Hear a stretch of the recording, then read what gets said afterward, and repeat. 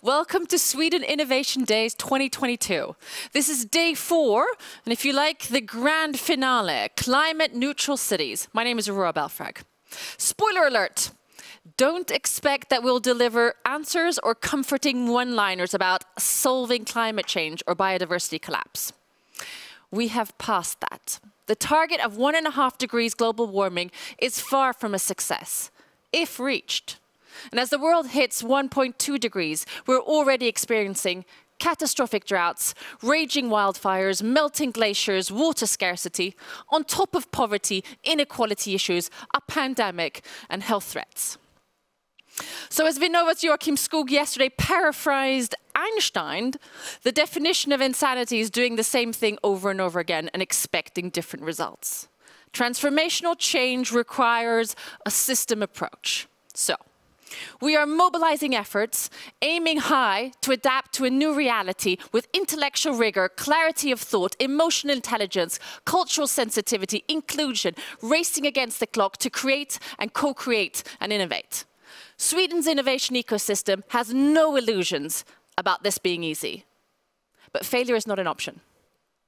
So in the spirit of co-creation, these past 3 days and the next few hours will be a manifestation of their work and an invitation to join the movement.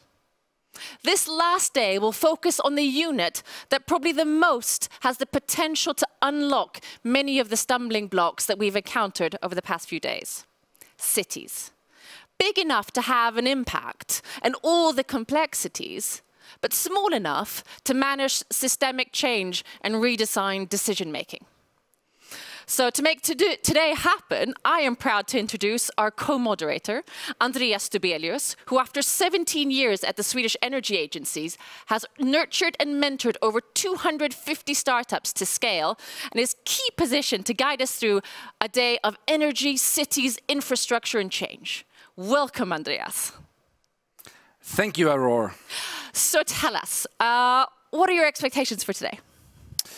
So, I mean, today we set the record on keynotes. No other day this week we have so many keynotes, so many important people with important messages. So, you know, tonight when I go to sleep, I will have, if I can make a wish, I will have trouble to fall asleep. Because all the good ideas, all the discussions today, I won't be able to sleep. Then I'm satisfied. Okay, so an adrenaline pumping day. Yes. The previous co-moderators were talking about the days being perspective dense and emotional dense, and you're now adding a layer of hormonal density to that. Exactly. I think that sounds great. Do you have any highlights in this keynote marathon that you're looking forward to?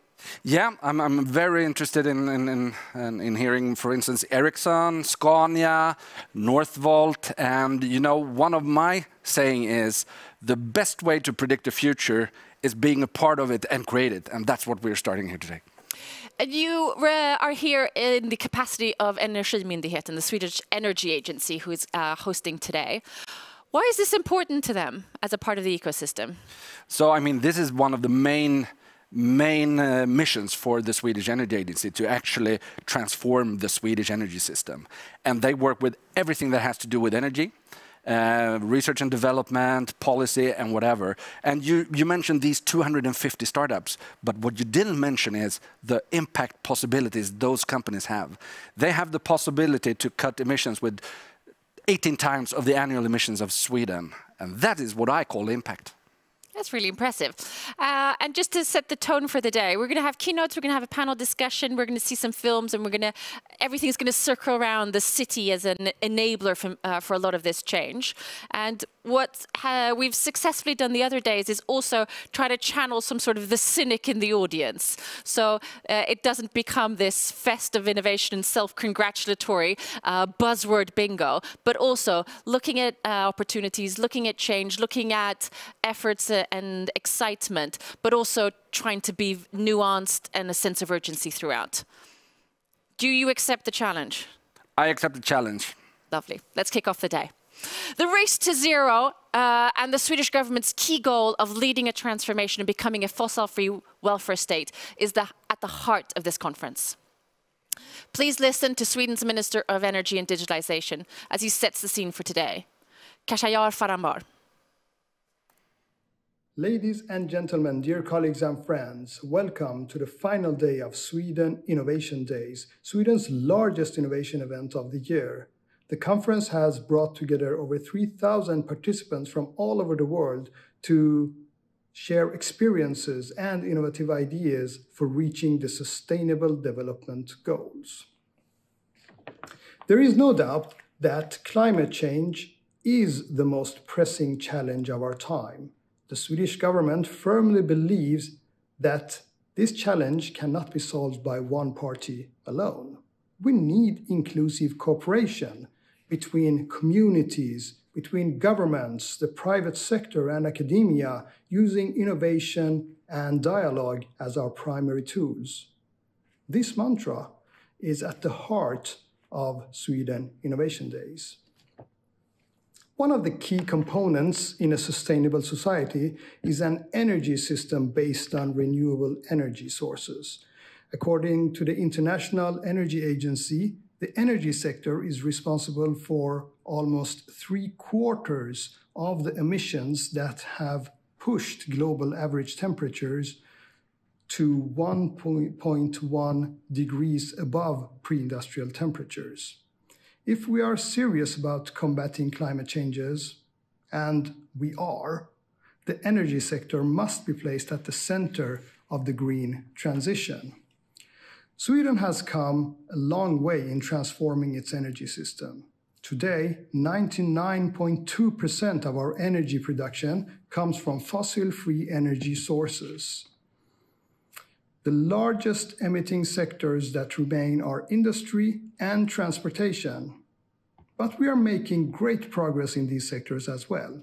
For example, Sweden has 2 actors working to put fossil-free steel on the market by the middle of this decade.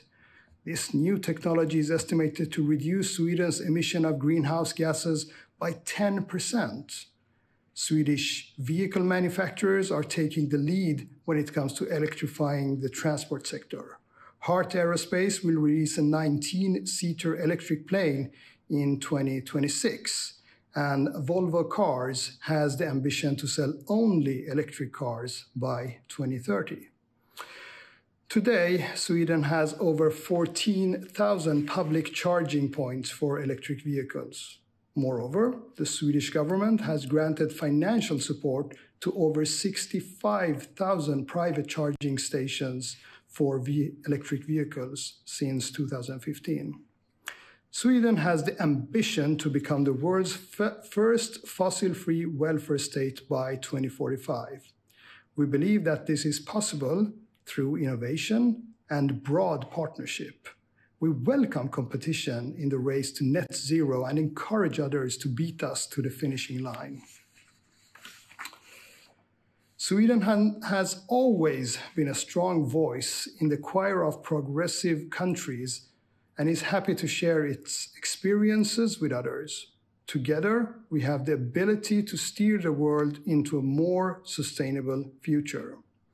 The minds of today hold responsibility to inspire the minds of tomorrow. Let's innovate how we innovate, so that we can relieve future generations of the burdens associated with climate changes. Thank you. Thank you, Minister, for that. And now, Andreas, we have the opportunity to look at a word cloud. Hopefully you'll see it on the screen now. Our participants have chosen words. So out of that, do you see anything that you find interesting, worth noting? Well, I see that industry takes a very big place, and that is interesting. I mean, in Sweden, we have worked a lot with the energy system and so on, and there's a lot to do with the industry, so that might be very logic.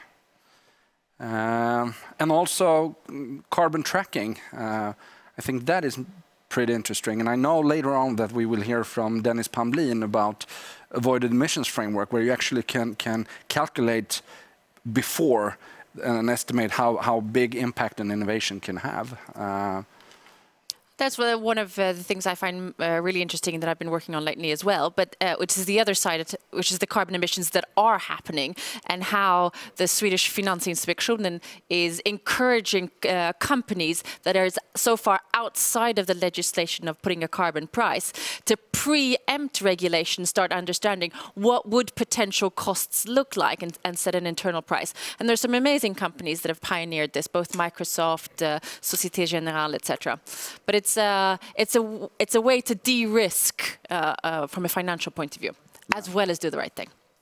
You know, I read this report, I think it was Howard Stern who wrote it. He claimed that $150 per ton would be a perfect price for carbon in order to meet the goals. And they said, hey, you're crazy. And he said, well, look at Sweden. That's their price they're having today. So it's possible. Now we did it. We did the self-congratulatory that we said we weren't going to do. But he did it. He did it. Okay, fine. But you brought it up. Now we're moving to the Swedish Energy Agency, and I'd like to welcome back Robert Andrén, the Director General of the Swedish Energy Agency. You kicked us off Monday morning with wise words, and one of the things you said has stuck throughout most of the panels, actually. You talked about the need for storytelling as a powerful force to enable systemic change. And now you'll give us more of a deep dive into your thoughts on how to achieve the Paris Agreement by accelerating innovation to market. Robert Andrén, the floor is yours. Well, thank you so much, Aurora and Andreas. And let me start by saying I very much appreciate the strong message that our minister sent us, that Sweden both can and want to lead the clean energy transition, and I agree completely. Now, ladies and gentlemen, colleagues and friends, almost 75% of all greenhouse gas emissions globally are energy related. Energy is at the heart of the climate challenge. And to me, the clean energy transition we so desperately need is not the problem, it is the solution. Unfortunately, it is not always the perception among decision makers. Sometimes it feels like the cure, that is the transition, causes more concerns than the illness, which is the climate change, of course. But I am convinced that all participants in this event today realized both the severe consequences of inaction in addressing climate change, but also the massive opportunities and benefits in the transition. And I think it's the possibilities that should be in the spotlight, that should be the driving force. And I will have my focus on that. And this was confirmed by the clear message from the CEO, Larry Flint, of the world's largest and leading investment company, BlackRock, the other day in his communication. And that was a truly reassuring message. And I think what he said is that we see exciting movements in the financial market and in the business community. And it's not about greenwashing anymore. It's about future profitability and survival of businesses. The number of green tech innovators and startups are growing rapidly. The $4,000 billion record investments in sustainability during the last 2 years shows that. And this is still an initial phase of what is to come. And the many new green companies, which many of you are here at this event today, will serve us with new innovative solutions and products that will accelerate the transition, as well as the whole transformation and greening of our societies. And I'm convinced that it will be much easier and affordable for everyone of us to decarbonize our everyday life and our cities. And that is a need as well. It must be simple to make a difference. There is no lack of global assets that can be used to accelerate the transition. I mean, a staggering 400,000 billion US dollars are on the lookout for investment opportunities, which of course is a great opportunity if you are sitting on new green innovations that will change the go-abouts of our societies. It could be technical ones, or I think more importantly, new business models. I think we have the technology to make a huge difference already if they are being scaled up, but we lack business models, and we need new innovative business models to make that scale up. Now, it is a question of leading or to be led into a smarter and more sustainable world. And that goes for nations, as well as local communities and cities and businesses. And the clean energy transition, as any other transition, will have its winners and losers. Now, the question is, who will be what? And quoting Larry Flint of BlackRock again, will you be a dodo or a bird phoenix? And that is a good question.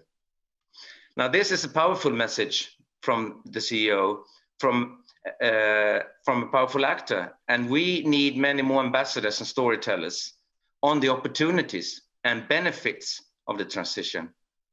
Now, I think Sweden and Swedish actors can be both good ambassadors and storytellers, because we have made, and that was made clear by our minister, if we look at what we have achieved so far. And let me give you just one example. I would argue that one of the most important climate innovations in Sweden is the carbon pricing, the carbon tax that we introduced in 1991. And due to that, we have an almost 100% fossil-free electricity system. We still have a very strong positive GDP development since then. And we are now increasingly attractive to many global actors in their expansion and investments in tomorrow's industries, which in turn, of course, will be both economic and social beneficial for many parts of Sweden. And that will promote Sweden as an innovative nation and thereby attract more actors and so on and so forth in a very positive spiral. So we have all the possibilities. Now, the transition is about moving whole value chains, whole systems from linear to a circular thinking, whole communities. Innovations is a decisive component in achieving that, as is partnership and co-creation between public and private domains, the scientific and civil societies. And I think that today's event is so important because this is a networking and a meeting arena. Now, dear friends, I'm very proud for the important and good work we are doing at my agency, the Swedish Energy Agency, both when it comes to releasing the power of innovation, promotion of small and medium enterprises and startups in the clean tech area, but also the work we're doing with Vinnova and Viable Cities and others on the climate city contracts, where we have 23 ambitious cities in Sweden moving towards climate neutrality 2030. And I look forward to continue to co-create with many of you here today. So let us reap the opportunities, benefits and profits of the clean energy transition and spread the word. Or put differently, I take off my hat for the achievement we have accomplished together so far, but I take off my coat and roll up my sleeves for the necessary work ahead of us to pioneer the possible. Thank you. Thank you, Robert. I think these last 4 days has highlighted that everyone has a lot of work to do ahead of us. I wanted to touch upon the financial aspect that you were referring to and how the business model works in the financial industry, how it interacts with the energy industry. And if we look at this from an international context and maybe leave our Sweden focus for a second, how would you think that we should, on a global scale, address the fact that still there's a lot of subsidies to the oil and gas industry? And I know Ursula von der Leyen, the President of the European Commission, is working very hard on transitioning these subsidies. Well, I think what we need to show is that there is a different way to go about it, to go about securing energy as such, about building a strong society, without relying on the fossil fuels that we have, the fossil base. But then you have to do that by showing concrete examples. And I can just take an example is that my many years of negotiation within the European Union, I talked to my Polish colleague many times. And of course, they say that, well, that transformation is very difficult from an employment perspective. Our whole industry will lose and our GDP will be, dramatically decline. So we have to show them that there is a concrete opposite way to do it. And it's even better than what they think they are doing at the moment. We were just discussing before you came on stage that we need to channel some sort of the inner critic or the cynics in the audience. And looking back at what happened at COP26 in Glasgow, there was this counter movement of how can we allow these subsidiaries to happen while we're talking about the race to zero. It becomes a bit of greenwashing. How do we put pressure further on it? Because I agree with you, the great examples, but that's not new, but the subsidiaries continue. How do we catalyze this movement? How could Sweden do that? Yeah, but I think another key thing is that what we see today is that industry is taking on the lead shirt in this transformation and transition. And what we have to realize is that they are moving on. They are moving forward together with the financial market now, and there's things happening. But the governments, they are still taking some kind of point of departure, the weakest part of the society, the most conservative party, the traditional party. And I think that what we need is more of those out there influencing the governments, the politicians. And I think that is so crucial. But then you have to show the average people in Mumbai or in Lagos or whatever, that there is a benefit in this transition for them as well. And when we do that, you will have another pressure and push on the political system. And I couldn't agree with you more in your first statement. It is also a question of storytelling. It's not only about doing the right thing, it's about packaging it in a way that allows people to join forces with us. Thank you, Robert, for showing the way, leading the way. And as you said, we all have hard work ahead of us. Thank you. Thank you. And now we have another keynote speaker. Yes, we do. And as Robert said, Sorry, before you do that, we have to remind everyone to participate in the conversation. We've just kicked off the day. There'll be keynotes throughout, but we also had talks the other 3 days. Participate, share your thoughts, criticize, say whoop whoop when you like it, but also maybe point at stuff that you're doing that is relevant in this, because this is supposed to be a 4-day smorgasbord. Use the chat, there's a hashtag. The main conversation tends to be on LinkedIn, but you can obviously always use Twitter. Now, sorry, Andreas. Well, no worries. So, like Robert said, we need to take off our coats, roll up our sleeves, and do the real work. And the next speaker, he's one that is actually doing that. He's always challenging my perspectives on things. He usually thinks so much outside the box, it's really hard to get him inside the box sometimes. But whenever we meet, I get home with new perspectives. And so by that, I present Dennis Pamlin from RISE with Accelerating Net Zero Compatible Innovation. The stage is yours, Dennis. Thanks a lot. Look forward to this. And I have a couple of slides to show that I hope you can put up so I can try to control them from here. Thanks. So this is really exciting. And I couldn't echo more what Robert was saying. It's about finding new narratives and the positive voice and the fantastic opportunities that this is about creating tomorrow. And the things I like to start with is first recognizing that we need to innovate what innovation is. And I think the ministers put that very clearly. 99% still what we do in Sweden and all around the world is static problem innovation.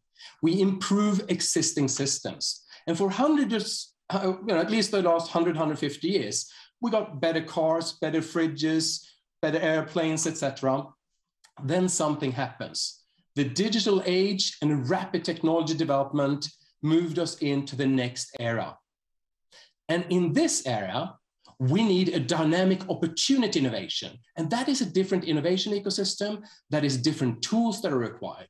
So this is basically, if you simplify it a bit, you can say the first one is to make fossil-free typewriters. Today, that might sound really crazy, but if you look around right now, basically what we do is looking at the current system and ask everyone to say, reduce your emissions to zero. While we should ask, what do we need and what is the smartest way of providing that? So that's one step. The second step is that we need to think global. The big challenge is not to reduce emissions. The biggest challenge is to avoid emissions, because the largest percentage of the population is living in standards that is not acceptable. They need to be lifted out of poverty and they need to get better lives. We, the richest 10% that are emitting 50% of the global emissions, we of course need to reduce those emissions, but we need to do that in a way that allow the other people to live good lives. So we can't just say, oh, let's switch this fossil fuel for biofuel. There's not enough forest for everyone to use biofuels for the current fossil fuels. So we need to start thinking smart. And this is a big challenge because we're not used to that. We used to think substitution. We used to think about moving one part and just inserting a new one in it. We're not used to think systems. And that's why I'm really happy about the theme of today. And that's what we, together with the UN, now during COP26, the UK was not really ready for it, to be honest. Most Western countries are not really ready because they're so embedded in the static problem approach. Their approach is to ask the big emitters for reduction commitments and collect sectors and ask them to reduce emissions. Not bad, but if we really want to tap into the innovation, we should treat companies, cities, and countries as providers of solutions also, and maybe primarily. And then we should start by saying, what are the human needs? How do we get our nutrition? Do we need mobility?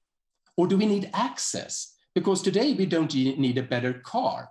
We might not need a car at all, because you can have everything from virtual meetings to drones to 3D printers. So we can't just assume that we need a better thing of the past. And that is really the thing that brings up the next generation solution providers. Most of them are in incubators and in startups. And the big companies are struggling a bit to keep up. But by challenging them with startups, we can really then start seeing things happen. And you can see that also. The IPCC actually put this out a few years ago. They said, if you have a static problem approach, they call it P4, and you think, let's try to ask the big polluters and reduce. What they saw that is that will undermine global sustainability. It will undermine biodiversity. It will create inequity. And we need lots of CCS that might or might not be on a price and on a level that can solve these things. So it's a little bit, I don't know if you see in the movie, Don't Look Up, but you hope that this tech will come in and magically will solve the thing sometimes. But if that doesn't happen, we are basically in the same situation. Rather than saying, what happens if we look at needs? That's the P1, the low energy demand pathway. Then CCS is not even needed. And you tap into lots of decentralized, smart, new solutions, sharing, modular design, all these more exciting things that are part of the fourth industrial revolution. And that is where it becomes really exciting. But that requires us to rethink also who we want to talk to. And that's what we've done also, and really try to see, are we just trying to make one of the old parts better, or are we letting the new one in? This is the illustration that Financial Times said, can we actually use all the amazing things that happen through the horrible things that COVID pushed upon us, but lots of innovation was pushed forward. So we saw that we could actually respond much quicker and more radical if we really put our minds to it. And how do we then do that? We need to bring all stakeholders together. So what we've done is to create a framework that allow the solution providers, the enablers are financial institutions, PR agencies, and others that helps facilitate this, and then the markets. And we've recognized also that enablers are really important. those who create the frameworks. That's why we had Netflix and Spotify, for instance, participating at COP26, not because their own emissions, but how do they shape the narrative? How do they encourage this new way of thinking? That's where they play a role. And those stakeholders have not really been part of the climate discussions. It's been a little bit on single technology solutions, and not the rethinking of the system. And what we've then come up with is this framework that we need, of course, to assess the avoided emissions, but we also need to look how future compatible they are. What kind of business models do they have? Are they resource efficient enough for 11 billion people? So by combining that, we actually now have a framework that allow startups, but also companies and cities to explore their role and how they can use innovation as a positive driver, not to see how a city should go down to zero, but how a city provide flourishing lives that also can be exported through the solutions that are used. So looking at this challenge as an investment opportunity rather than a threat. And that also, the last thing I want to say is also, this is a messy picture, but I just wanted to say that this is actually part of the current economy. Intangible assets are the values that are not in things, like Google. Google's value is not in their server hall, but in the patents, the customer relationships. And you've seen, for instance, that purpose-driven companies, those who want to save the world, not just reduce their own emissions, they attract more talents, they become more valuable, they are part of exciting new projects. So we are also recognizing that in order to really do this, we need to address the core parts of the economy, not do green versions, but really go to the core.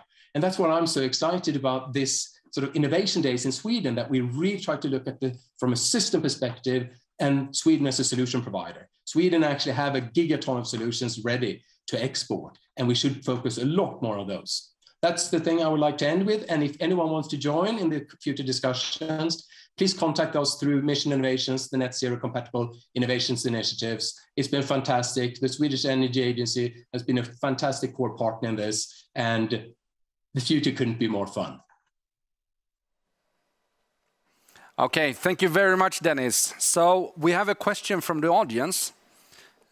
Please state your name, organization, and the question, please.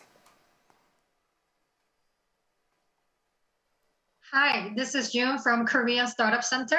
Very nice to meet you, and it was a very great presentation. So Dennis, what do you think, what kind of role can startups play in reaching the net zero society? That's a really good question. I think the main challenge is not the startups. They're doing amazing jobs already. The thing we need is policymakers, cities, investors, to put them more in the center, because they should really be, they are the voice of tomorrow. Those are the ones we should put at the very core of all these discussions. So it's really not so much a question about what they do, but the role they are being given. And what I hope is that they will be involved in policy making, in narrative settings, as we were talking about. I would like to see them on Netflix. I would like to see them on Spotify. I would like to see the big investment companies say how they support this, how the institutional investors are pushing the large companies to also push in and give life and investment resources to the startup. So for me, this challenge starts and ends with startups, basically, because we know that is, the Fogel Phoenix, that's a nice thing for the big companies, but the startups, they are already bright and shining. So we should spend a lot more. Today, it's basically 5% focus on startups. I hope during next year and the year after, we will shift that to be at least pay 60 to 80% attention to the startups. Thank you. Okay, perfect, Dennis. Keep up the good work, and if you want to contact Dennis, you can Google just Mission Innovation and Dennis. I think he will show up. Keep up the good work, Dennis, and see you. Bye. And Dennis, we have a panel later on this afternoon talking about the ecosystem between corporates, startups, and academia and government. And I will be sure to bring up some of your recommendations for the corporates there. But before that, it was kind of like Groundhog Day these past days, with speakers and panelists. They've all talked about some sort of the challenge of change, and change is difficult. And I just feel that's not good enough. We cannot stop with that. And to our help, we've invited Maria Stenström, and she's responsible for behavioral change and mobility at the Swedish 2030 Secretariat, to talk to us about behavioral change and nudging. How can behavioral change potentially change people's mindset and encourage them to become more sustainable? Maria, the floor is yours. Thank you. The climate crisis is caused by our behavior. And I'm honored to, I should have some slides here. Is it me that start that? There they are.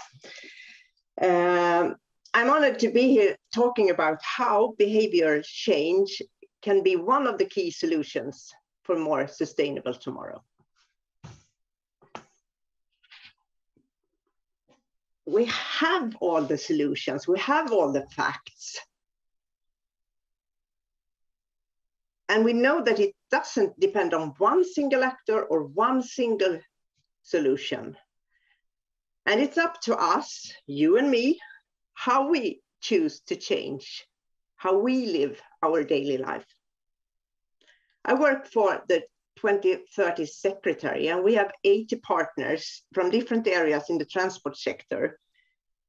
We focus on the vehicles, we focus on the fuels, we focus on mobility solutions, and we focus on behavioral change to reduce the CO2 emissions now. And we are partners because we want things to happen now. Sorry, I need to change slide.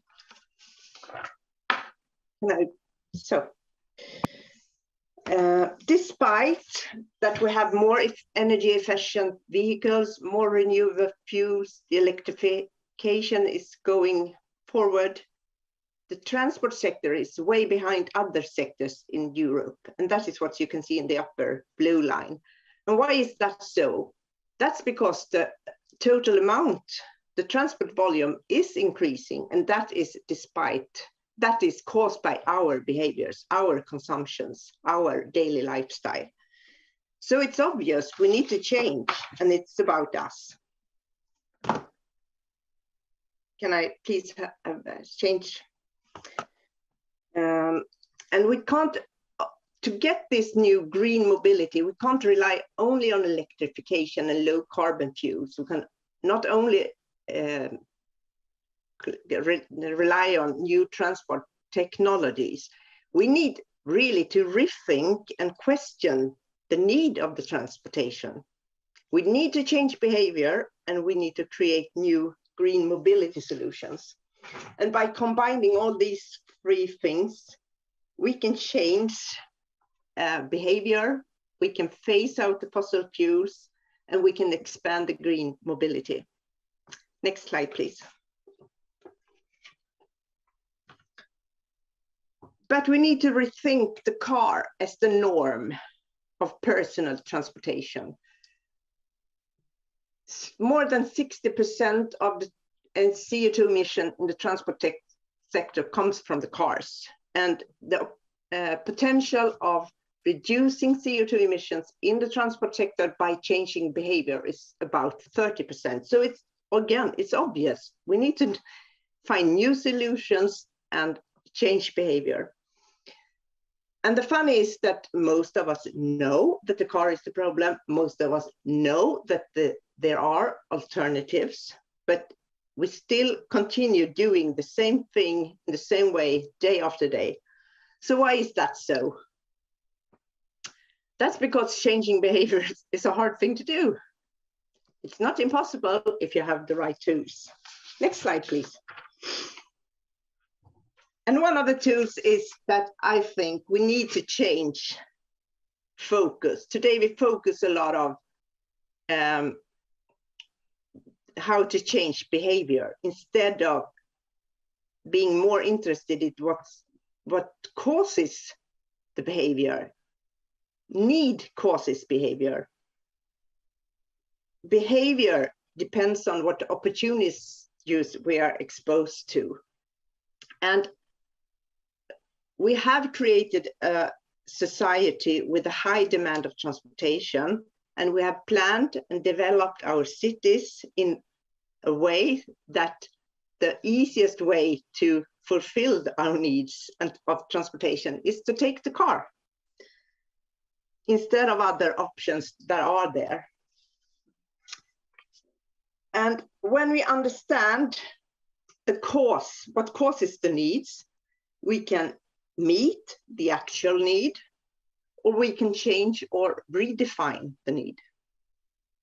And that is really what's happened during the pandemic. Then we thought the need was to come to work every day, and we found out that we can have these virtual meetings instead, when you don't have to travel to work or school or services at the same time as everyone else.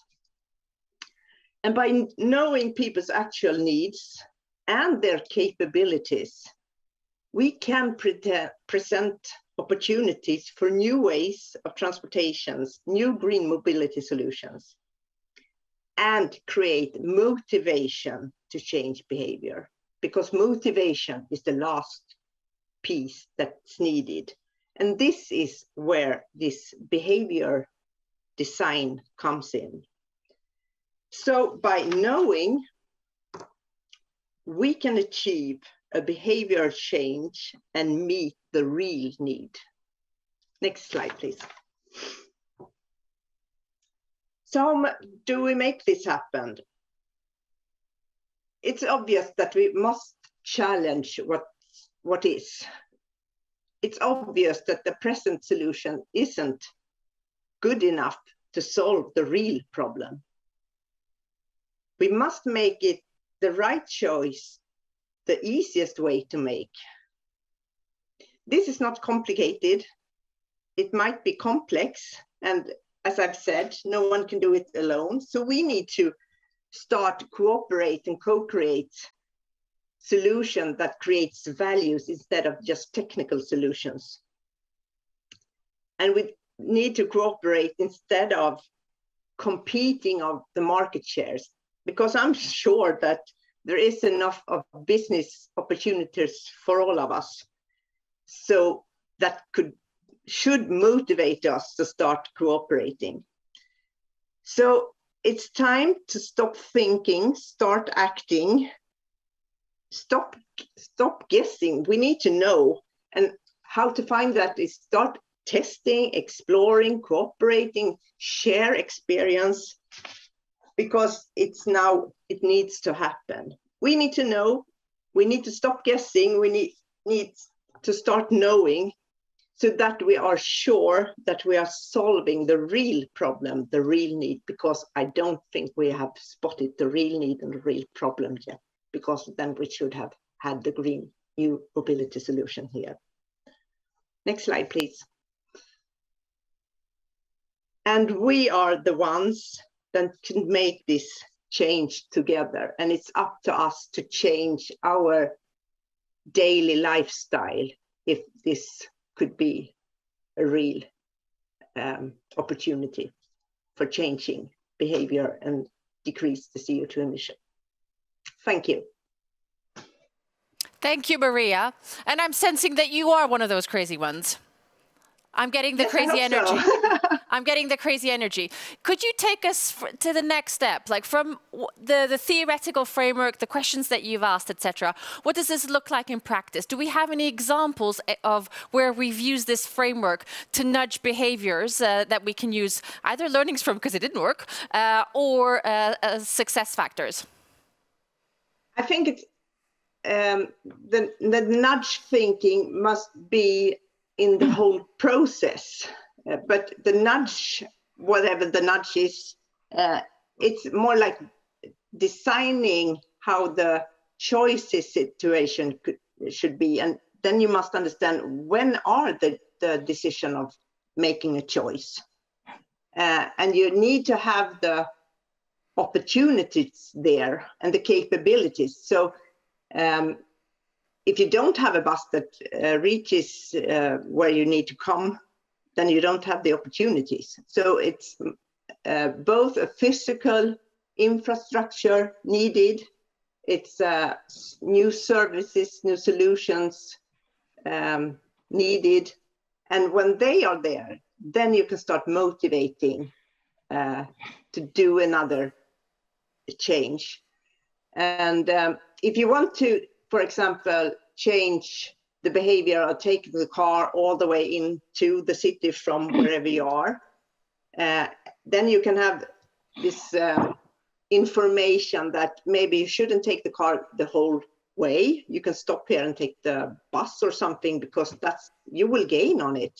And then you can have it if you have an app for parking or such things. So I think the digitalization is really something that we can use a lot more, because we make a lot of decisions in our phones today.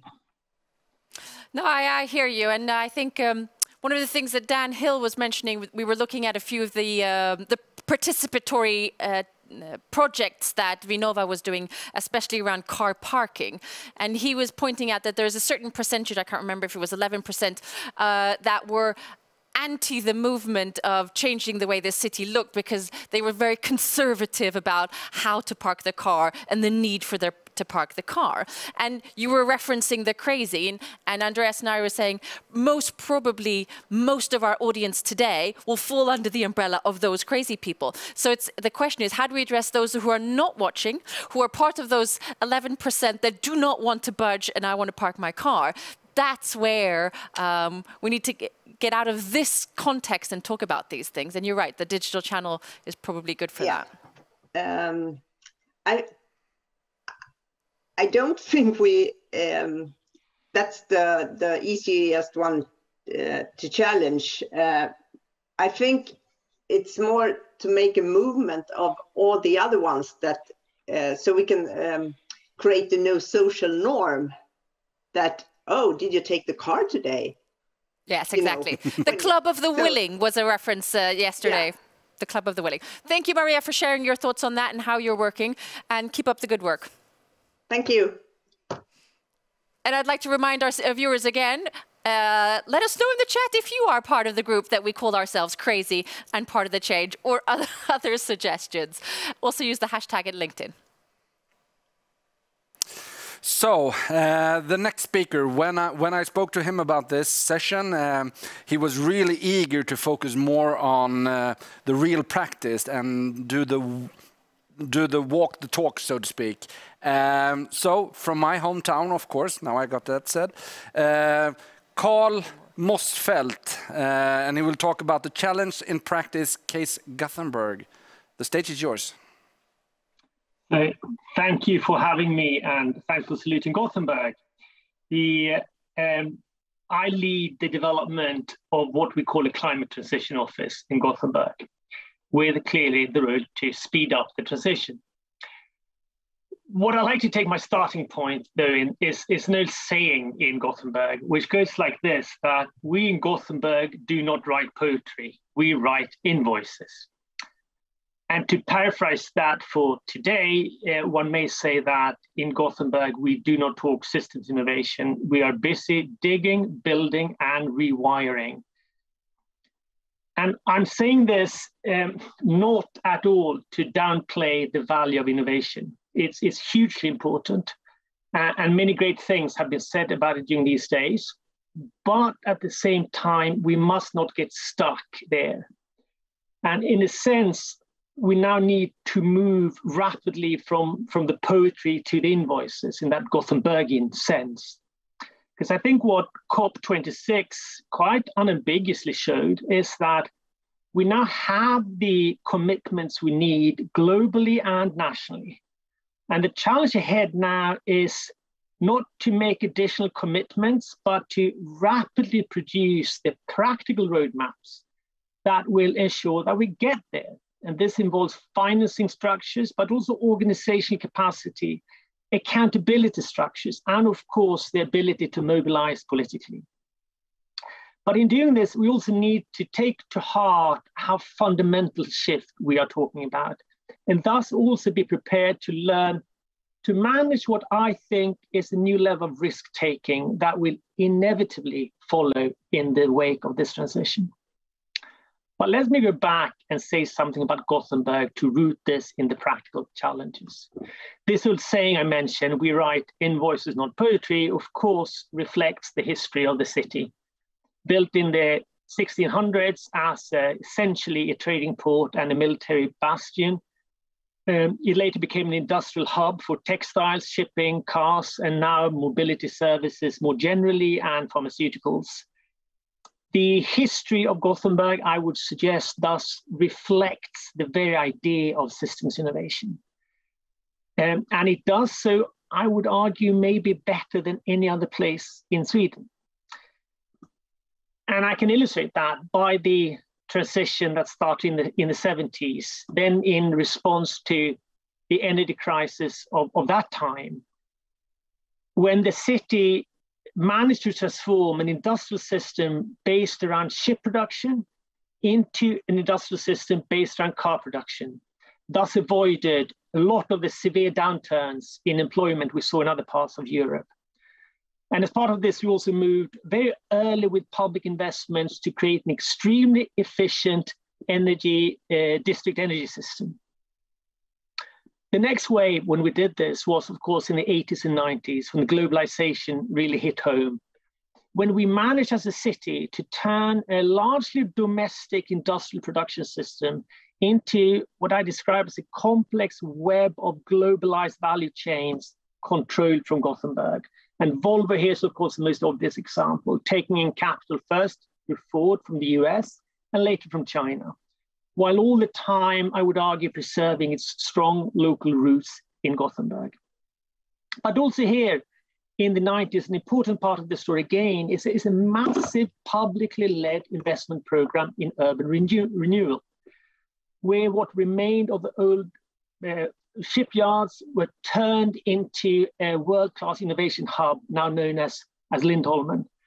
And the success of this transformation is stunning. Gothenburg is now truly a city open to the world, as we name it. And it's arguably one of Europe's most important bridges to China. And now we're currently in the midst of the next transition, which is turning a very successful neo-industrial innovation hub, which is how I would describe Gothenburg today, into what we believe can be a pioneer in what I describe as a new transformative economy. Economy direct, not a limiting emissions, but to transforming the way that the global economy works. And the car industry is, of course, well on its way here, transforming mobility, both at the car level and at the systems level. And we now need to make sure we get the petrochemical industry along as well.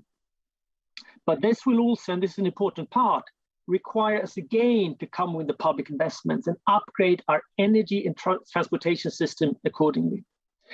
But systems innovation in this sense is, I would argue, in the DNA of Gothenburg, and it accounts for its industrial historical success. It's just that we didn't talk about it very much, for better and worse, because we're busy big digging and rewiring and, of course, writing invoices. Having said that, some things are new this time around, and we need to appreciate that. And that, I think, makes this event important, and the new relationships that could come of it important. And key here is that the shift we're now in the midst of is moving much faster and involve a new level of risks compared to previous transitions. And it does so for two reasons.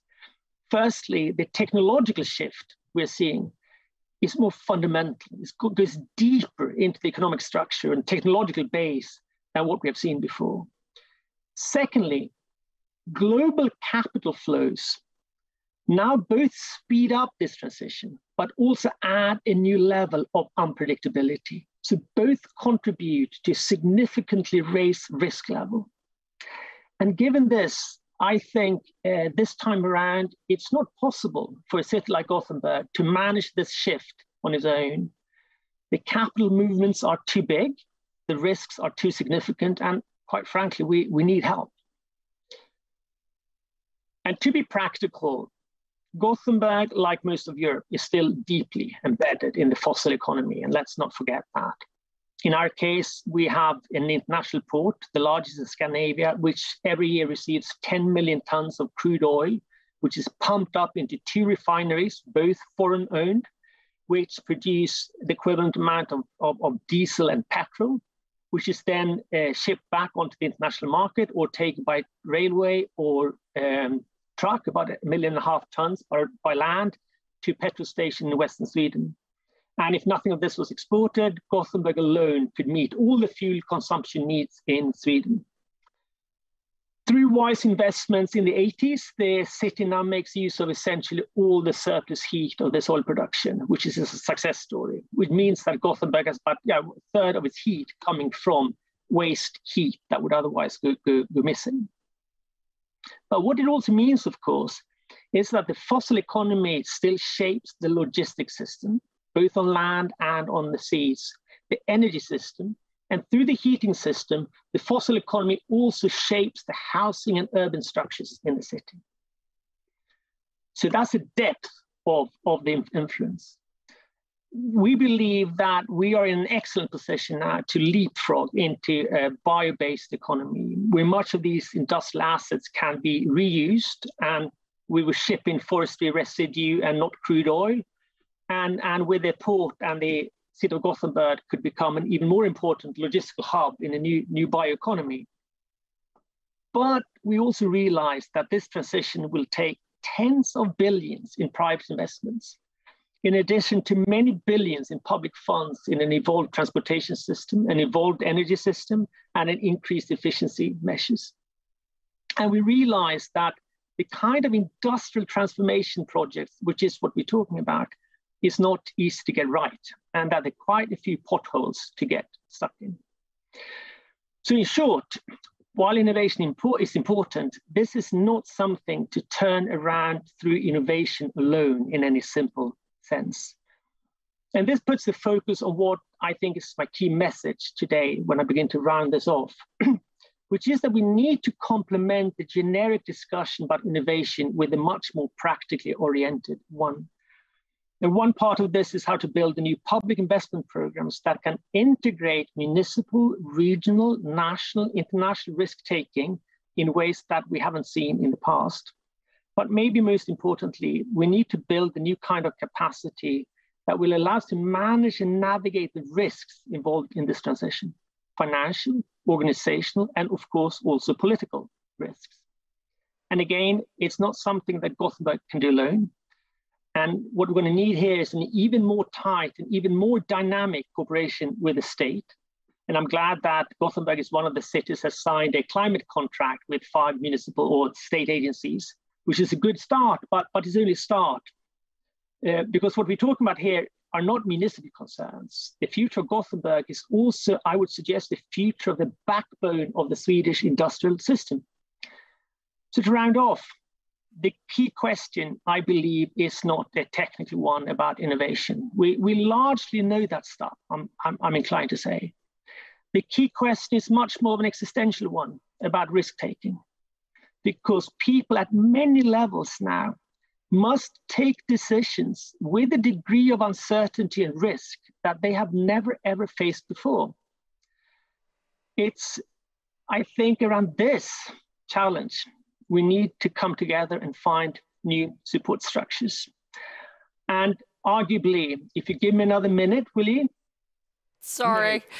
No. Arguably, though, that does take us back to the poetry, but I'll leave that for another occasion. Thank you. Carl, there's nothing better than leaving it with a cliffhanger. Thank you, Carl. And we couldn't agree more. It's all about risk-taking. It is an existential question. We have the technology we need. Given the fact that you two have been all Gothenburg, I'm going to take the opportunity to be extremely biased for the next film that we're going to show, because I sit on the National Advisory Board of Helsingborg's Innovation and Sustainability Initiative, H22. And through the team in Helsingborg, I've learned that a city absolutely can be a test bed for innovation. And I don't mean use the fancy words and excel in some sort of buzzword bingo, but actually with a collaborative, inclusive, participatory approach, build a culture of trial and testing and demonstrate that it's not a straight line between building a business and scaling it up. Look for yourselves. Helsingborg.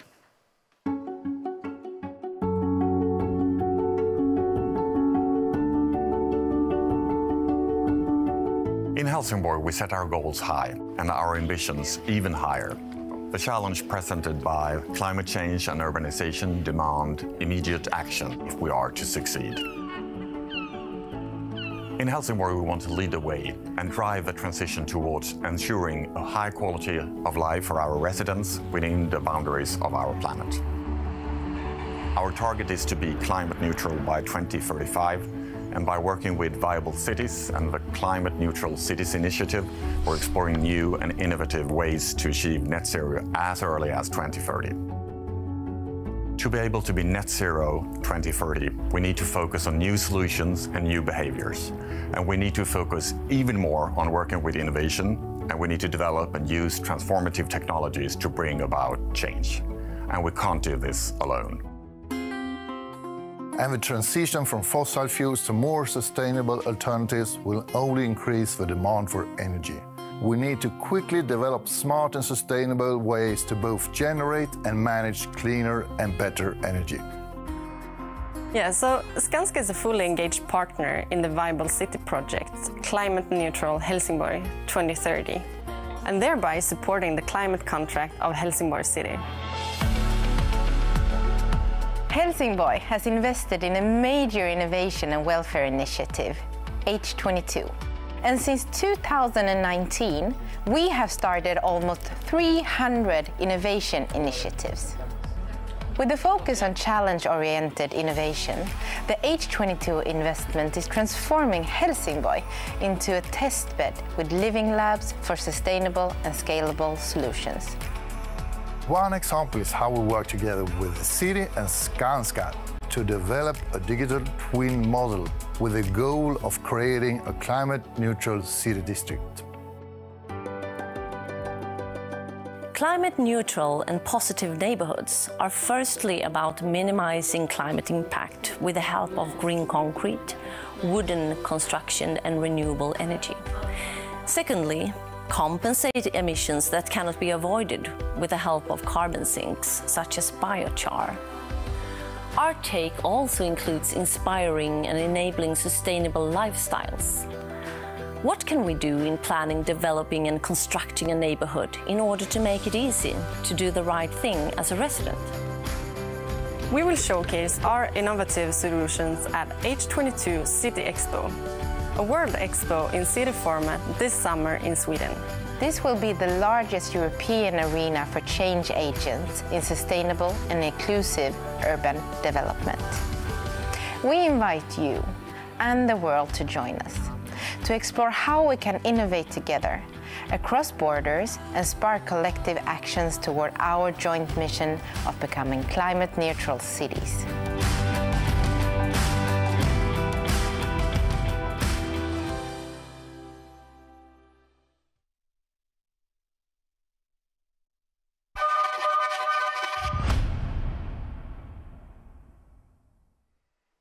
Thank you, Helsingborg. And I think what is very cool here is to see this test bed between public-private and the iterative approach. So my question to you, Andreas, as you have mentored 250 startups into scale-up, what have you learned about how public and private meet startup and big institutions?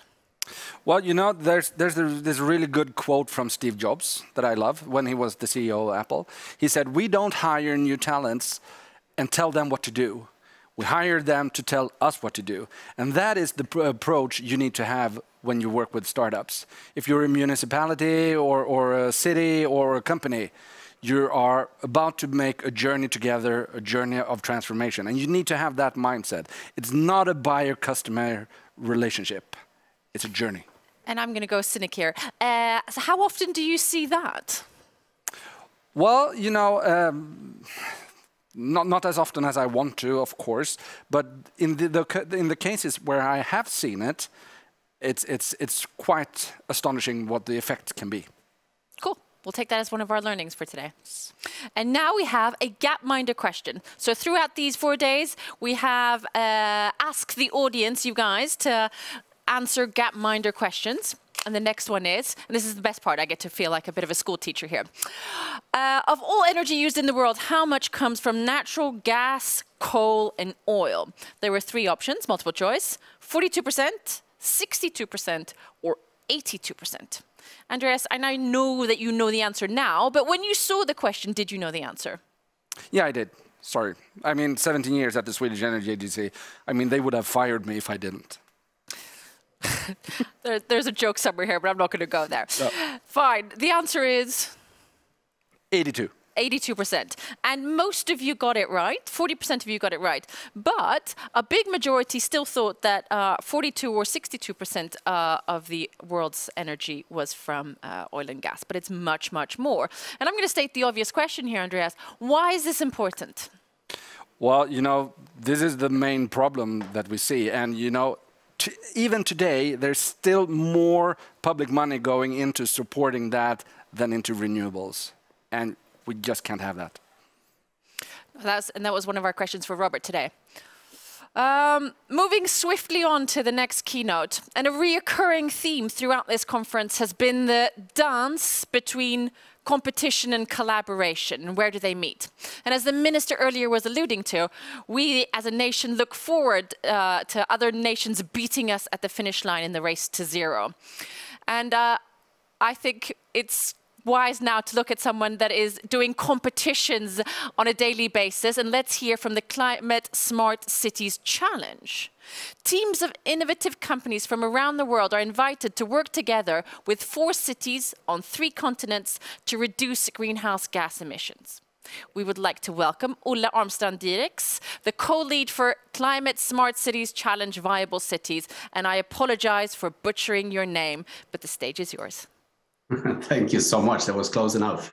So thank you so much for having me. We really want to find ways of competing in order to collaborate, if I can put it that way. So today is Climate Neutral Cities Day of the Sweden Innovation Days, as you know by now.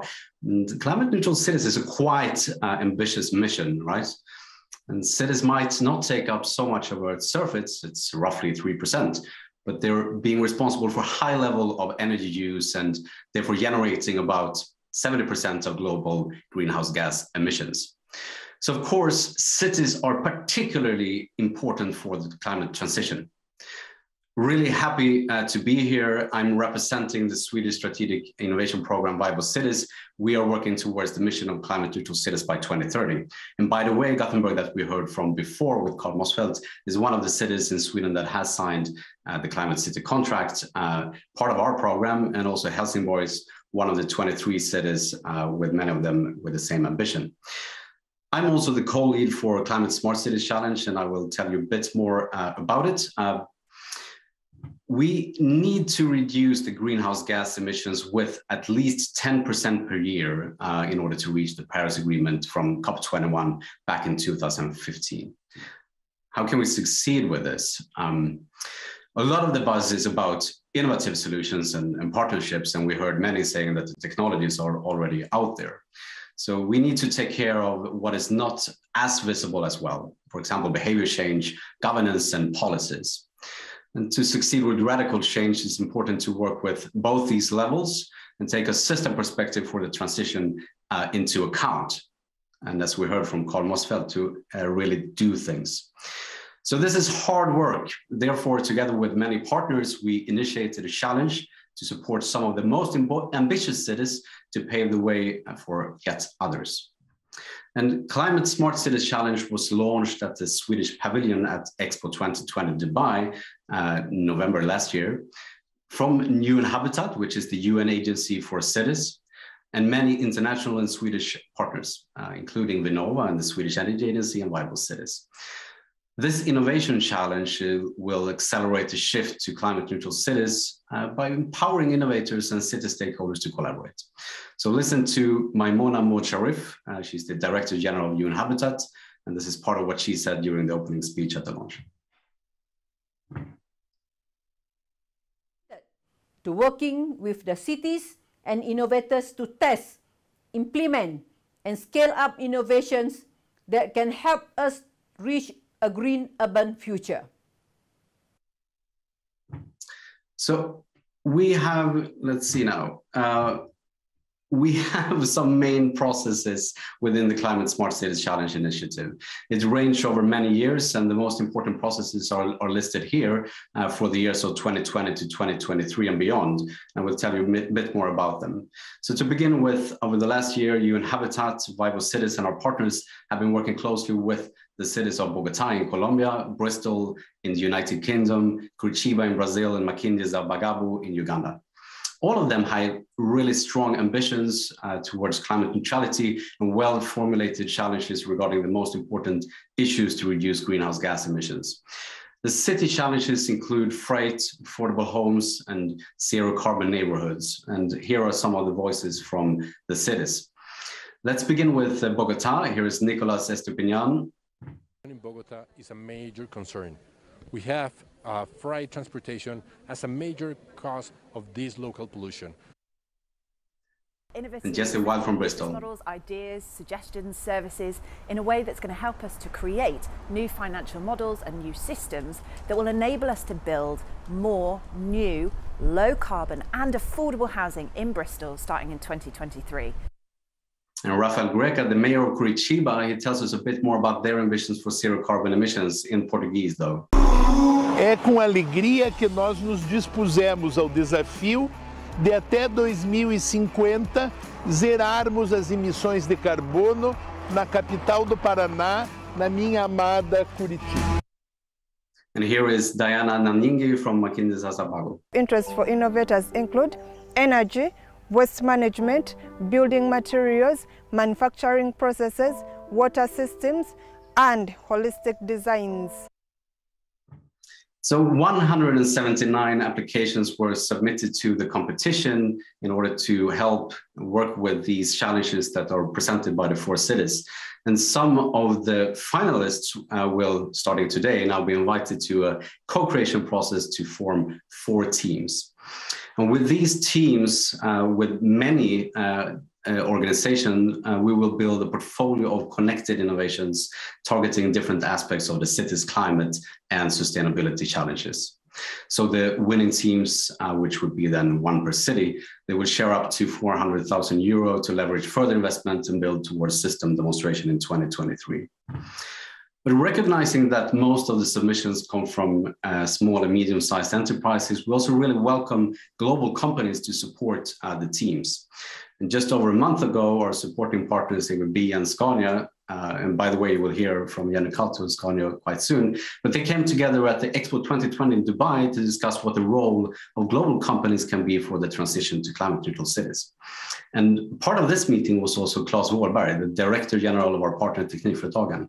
Hear him when he resonates about what will be needed from the teams working in the cities. To have broad companies working in a number of fields, but also assuming the core competences of the solutions for the cities they are aiming for. They need also to be flexible and agile enough to work together with the other companies and other skills and knowledges and also other cultures. So there's a whole range of palettes. I'm not preferring any sort of company, but rather the ones most suited to solve the city's challenges. So the winning teams of Climate Smart Cities Challenge, which we'll see around June, they will work with the 4 cities, investors and other partners to demonstrate new pathways and capabilities to reduce greenhouse gas emissions. And system demonstration is a newly formed approach to orchestrate a portfolio of connected innovations targeting different aspects of the city's climate and sustainability challenges. The purpose is to work with the visible levels as well as what is underneath the surface, if you remember what I said about addressing, for example, behavior change, governance, and policies. And with this scope, we expect to see multiple and large-scale and transformative outcomes. Diverse stakeholders in each city will come together to learn from these demonstrators and mobilize the necessary investment for climate transition. And our investment mobilization ambitions are quite high. We want to mobilize over 300 million euro in climate smart investments. Working with the very committed cities, the innovators and other partners, I really hope that we will see a lot of good things coming out of these processes that will align different types of investors to align with our ambitions. And mobilizing more investments for climate neutral cities is very important to succeed. At the Expo 2020 Dubai launch of Climate Smart Cities Challenge, we heard from Priscilla Negroris, the manager of Cities Climate Finance Alliance, about necessary investment in cities. Globally, this is far below what is needed, around $5 trillion per year. Didn't quite hear the beginning of that one, but basically we need a lot of more funding for the shift to climate neutral cities around the world. So if you represent a multilateral donor, an investment fund, a development bank, or any other type of funder, please reach out to me and we can discuss how we can go even beyond our investment ambitions. But it doesn't stop with investments for climate neutrality in cities. We're really eager to make sure that there are many other sustainability benefits and that the progress we make has global impact. So this has been a pretty brief talk from me, but at 5:10 p.m. Later today, you can hear more from our different partners and also meet the finalists that has just been selected. So please also read more online, if you can see the web address there, and join our journey towards climate neutral cities. I'd really like to thank our partnering cities, Vinnova, the Swedish Energy Agency, UN Habitat, NASA Challenges, and all our fantastic partners for making this happen. And thank you so much for listening. Thank you, Olle. That was both fascinating and inspiring, and I thought we would address maybe some of the challenges. And you were touching upon the concept of system demonstrators that Andreas Netz earlier this week from Vinnova was talking about, the importance of showing politicians, citizens, etc., what works and then scaling up from that. Could you share with us some of the bottlenecks and the challenges that you've had in terms of scaling up, convincing, nudging, as Maria Stenström talked about, new behaviors? So there are many factors in the cities, and one of the reasons why we want to work with several at the same time. And then again, remember that we're working with the 23 cities in Sweden. And one of them is working with citizen engagement. So really having strong tools around that, including information campaigns and getting them on board. That's important. But also working with the innovative solutions, working with them in the real city context to learn in order to be able to scale for including the type of policy changes that are needed. These type of bigger demonstrators will be important to influence the work of many cities around the world. And again, something that we talked about yesterday was the power of adding girls, children and women in discussions about urban development or any type of transformational change. Have you had any examples in any of the cities where you've had new, fresh voices? Because as we were hearing, many of the kids have much better ideas than we do. So this is also one of the really strong reasons for why working with UN Habitat, so again, the UN agency for cities that has really strong commitments with all sustainability development goals, including gender and youth and leaving no one behind. So a very important part of our sort of impact framework is to include youth and marginalized groups also as part of these initiatives in the 4 cities, and a lot of learnings made in order how we will better address it globally.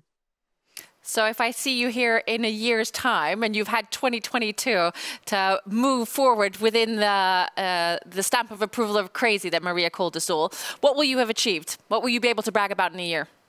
So in a year, I really hope that we will see the 4 system demonstrators in the 4 cities have been started.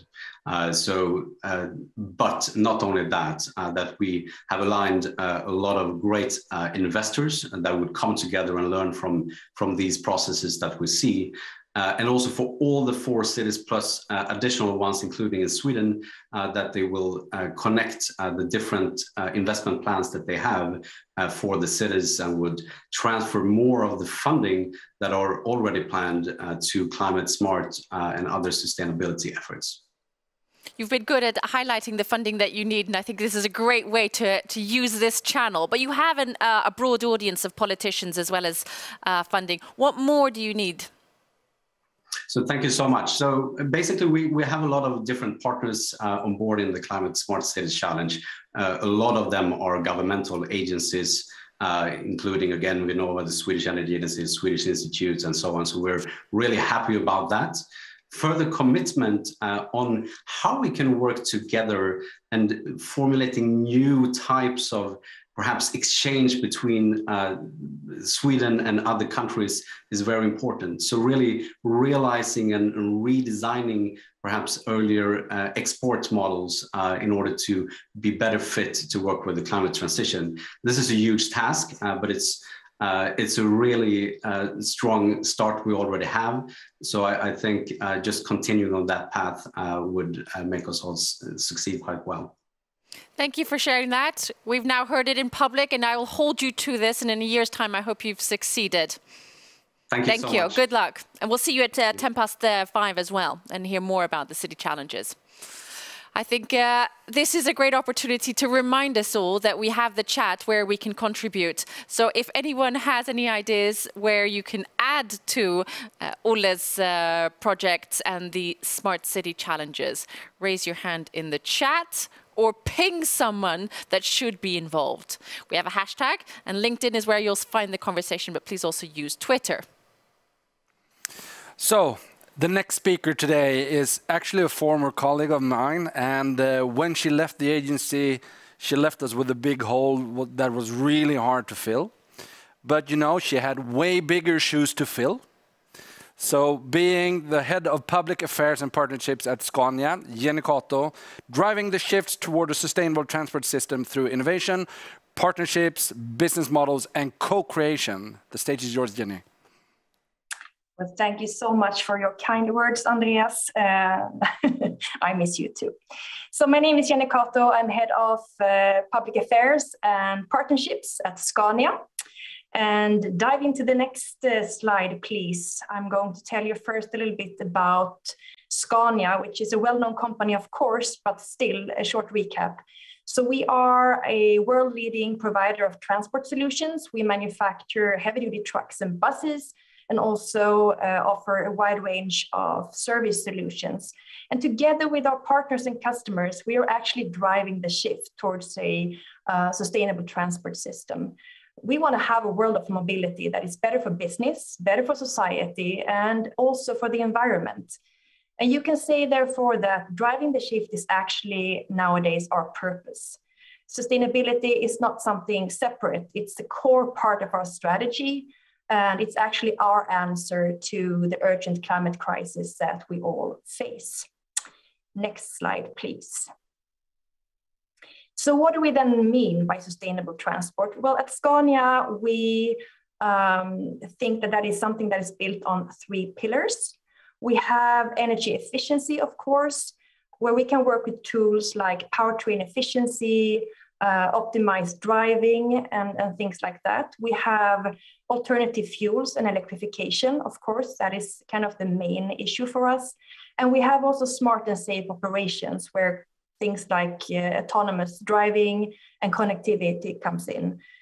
With connectivity for every vehicle, if we get real data from the vehicles, we can also make smarter choices. Next slide, please.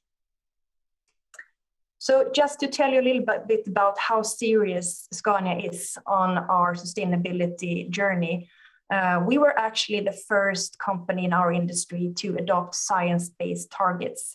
We did that in April 2020.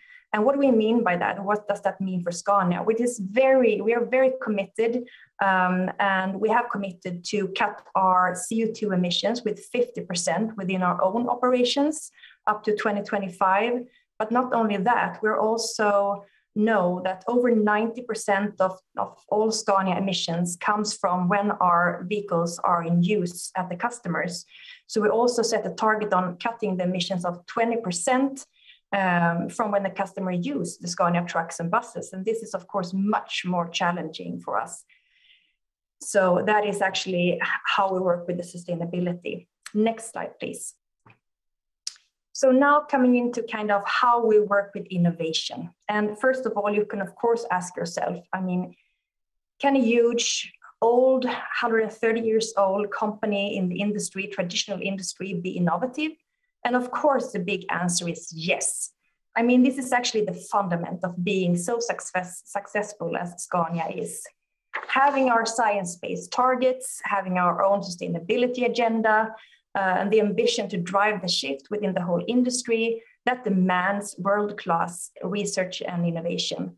And also being in close cooperation with both our customers and partners to always know their demands. And we think that continuous innovation and co-creation with these partners are key. So we work both with internally, but also to a large extent with external partners, of course. We even have an organization called the Research and Innovation Office within Scania that deals with these kinds of partnerships. And we put significant investments and resources into R&D and innovation. We invested 6.5 billion Swedish kronor in 2020. So next slide, please. So then where are we heading? Well, we already heard global drivers like, of course, the climate crisis, urbanization, but also increasing regulations by politicians all over the world, and our customers' demands, as well as our own ambitious sustainability agenda. This urge for a journey on innovation. And we think that the future is autonomous, connected, and electrified. And we need to do this transition fast. Next slide, please.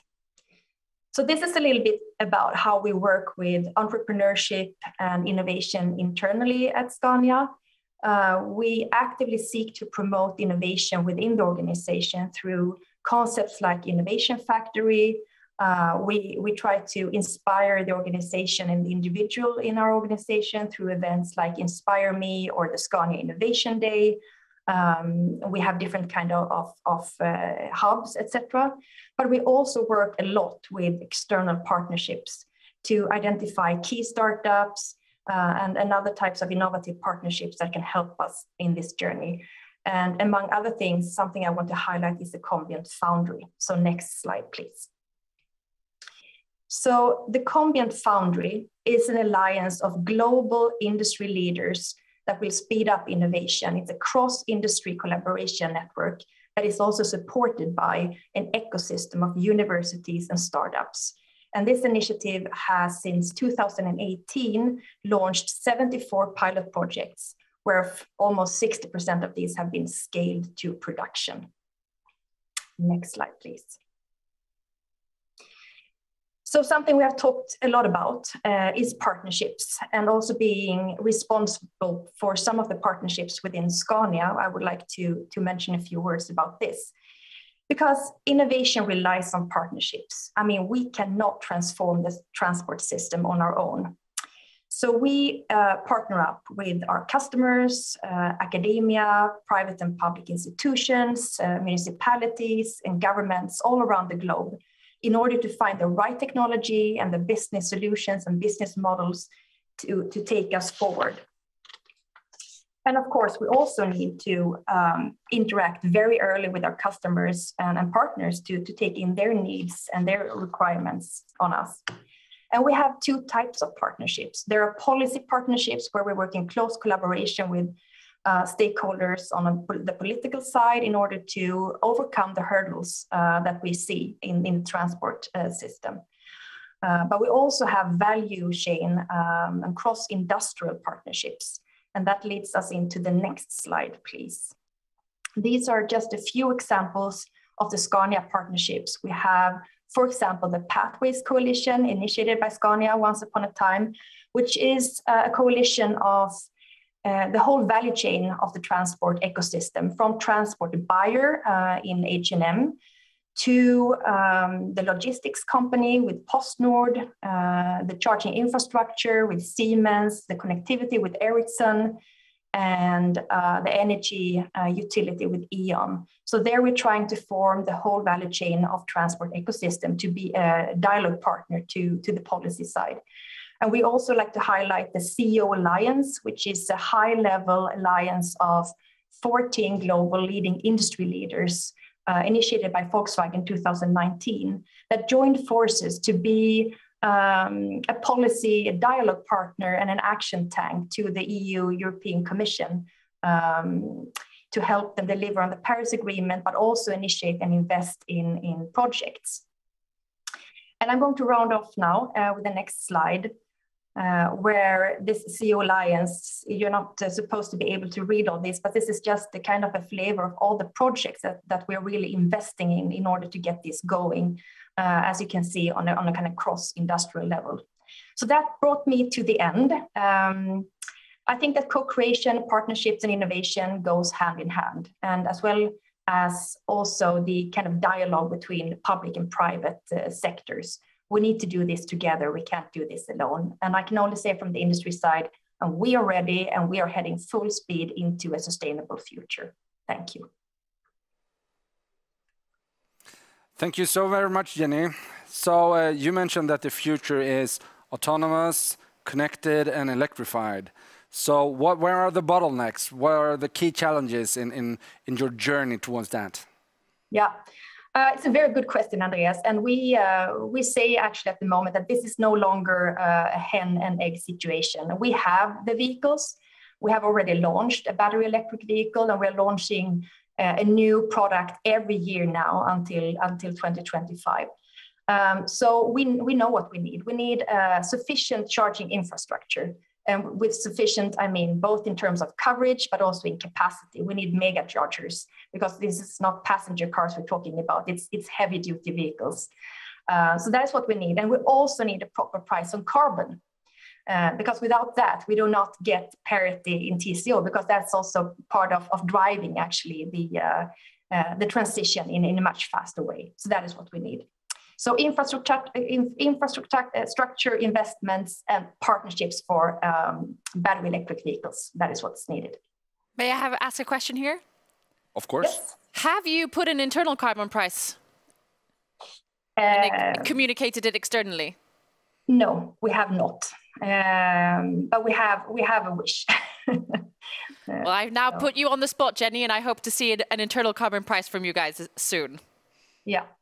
Yeah. Thank you. Okay, so we have a question from the audience, actually. Please state your name, organization, and of course the question. Hello, my name is Radvika Saranani. I'm a student from San Jose State University in California. It's very nice to meet you today. Nice. The question I have for you today is, from your presentation, we can see that the change towards sustainable transport might not be the easiest feat. Who or what are your key enablers in making this change towards fossil-free transportation more quick? Yeah.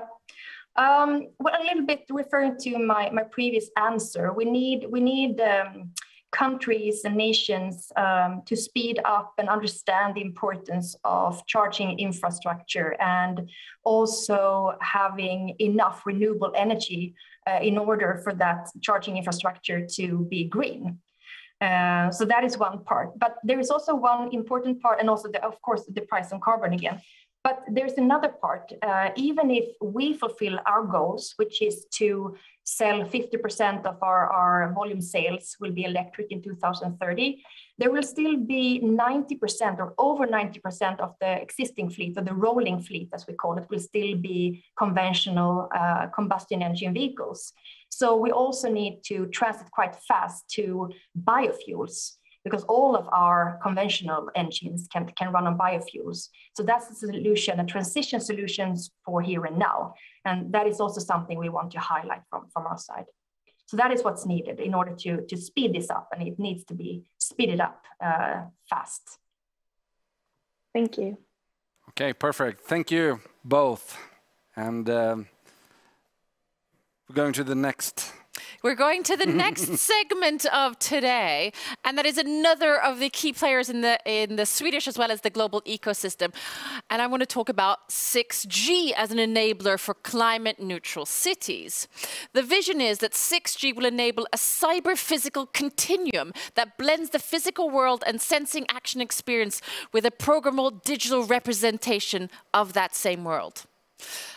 Intelligent machines, so-called AI, will cooperate and interact with the digital world over real-world connections and open paths for climate-neutral solutions. I said more big words than I could understand, but luckily we have help here to tell us more and hopefully explain some of these futuristic elements of what 6G will enable is Magnus Frodig, Vice President and Head of Ericsson Research. Magnus, please help us. Yeah, thank you very much. Let's see what I can do to bring some clarity in this.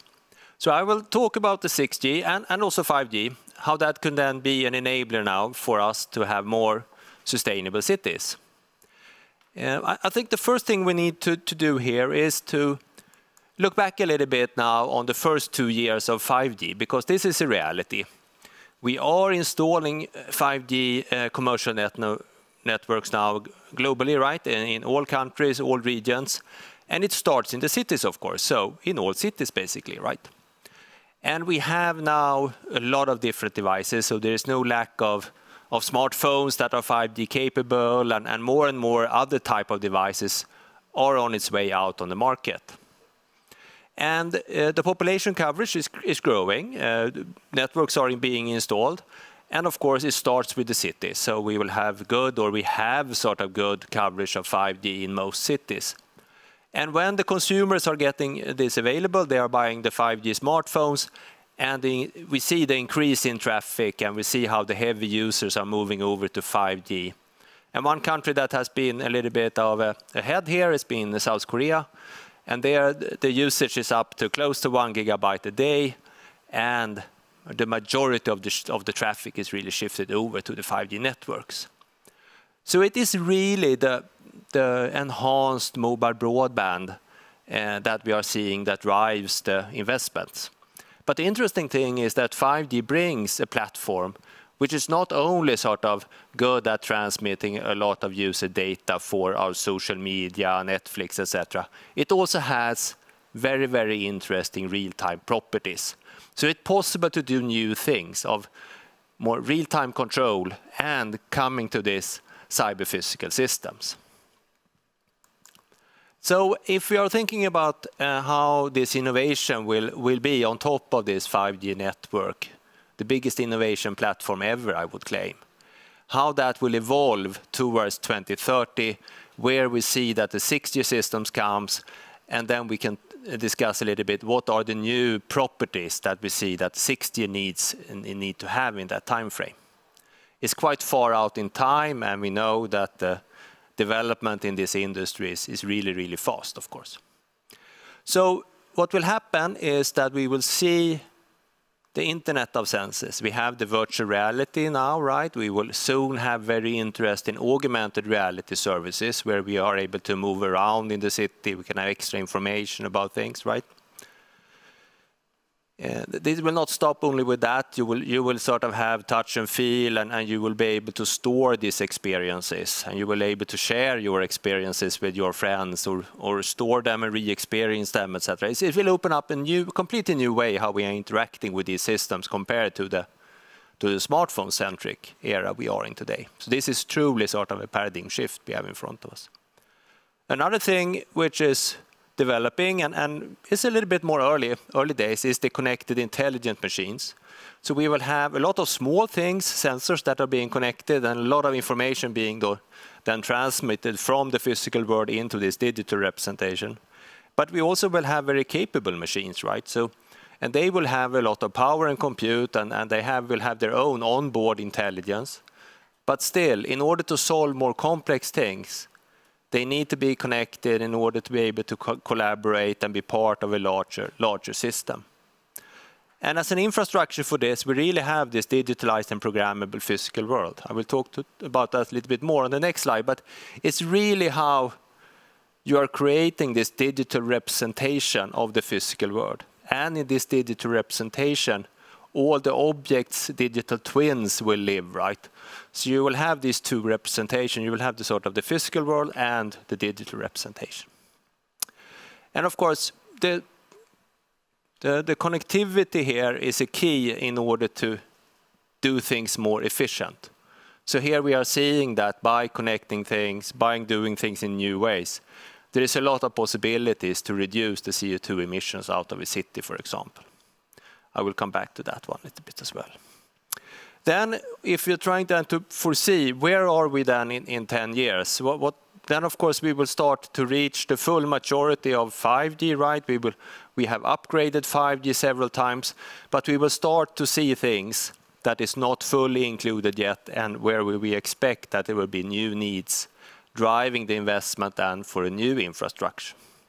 And then of course the connectivity piece will evolve, and we have a vision that it will be limitless in the way that whatever connectivity you need in order to perform different tasks will be available. And specifically then in a city, which is still a confined area, that is fully possible to build out this system to provide that connectivity that is needed for all the use cases. One thing which is key and where we need to work together in the ecosystem is the robustness, the resilience of these systems.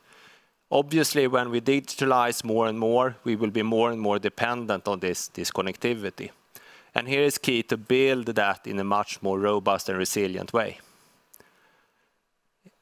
We talk a lot about the cognitive aspects of everything will be data-driven, and the connectivity will help that process, but the network in itself also needs to be cognitive and able to learn at scale.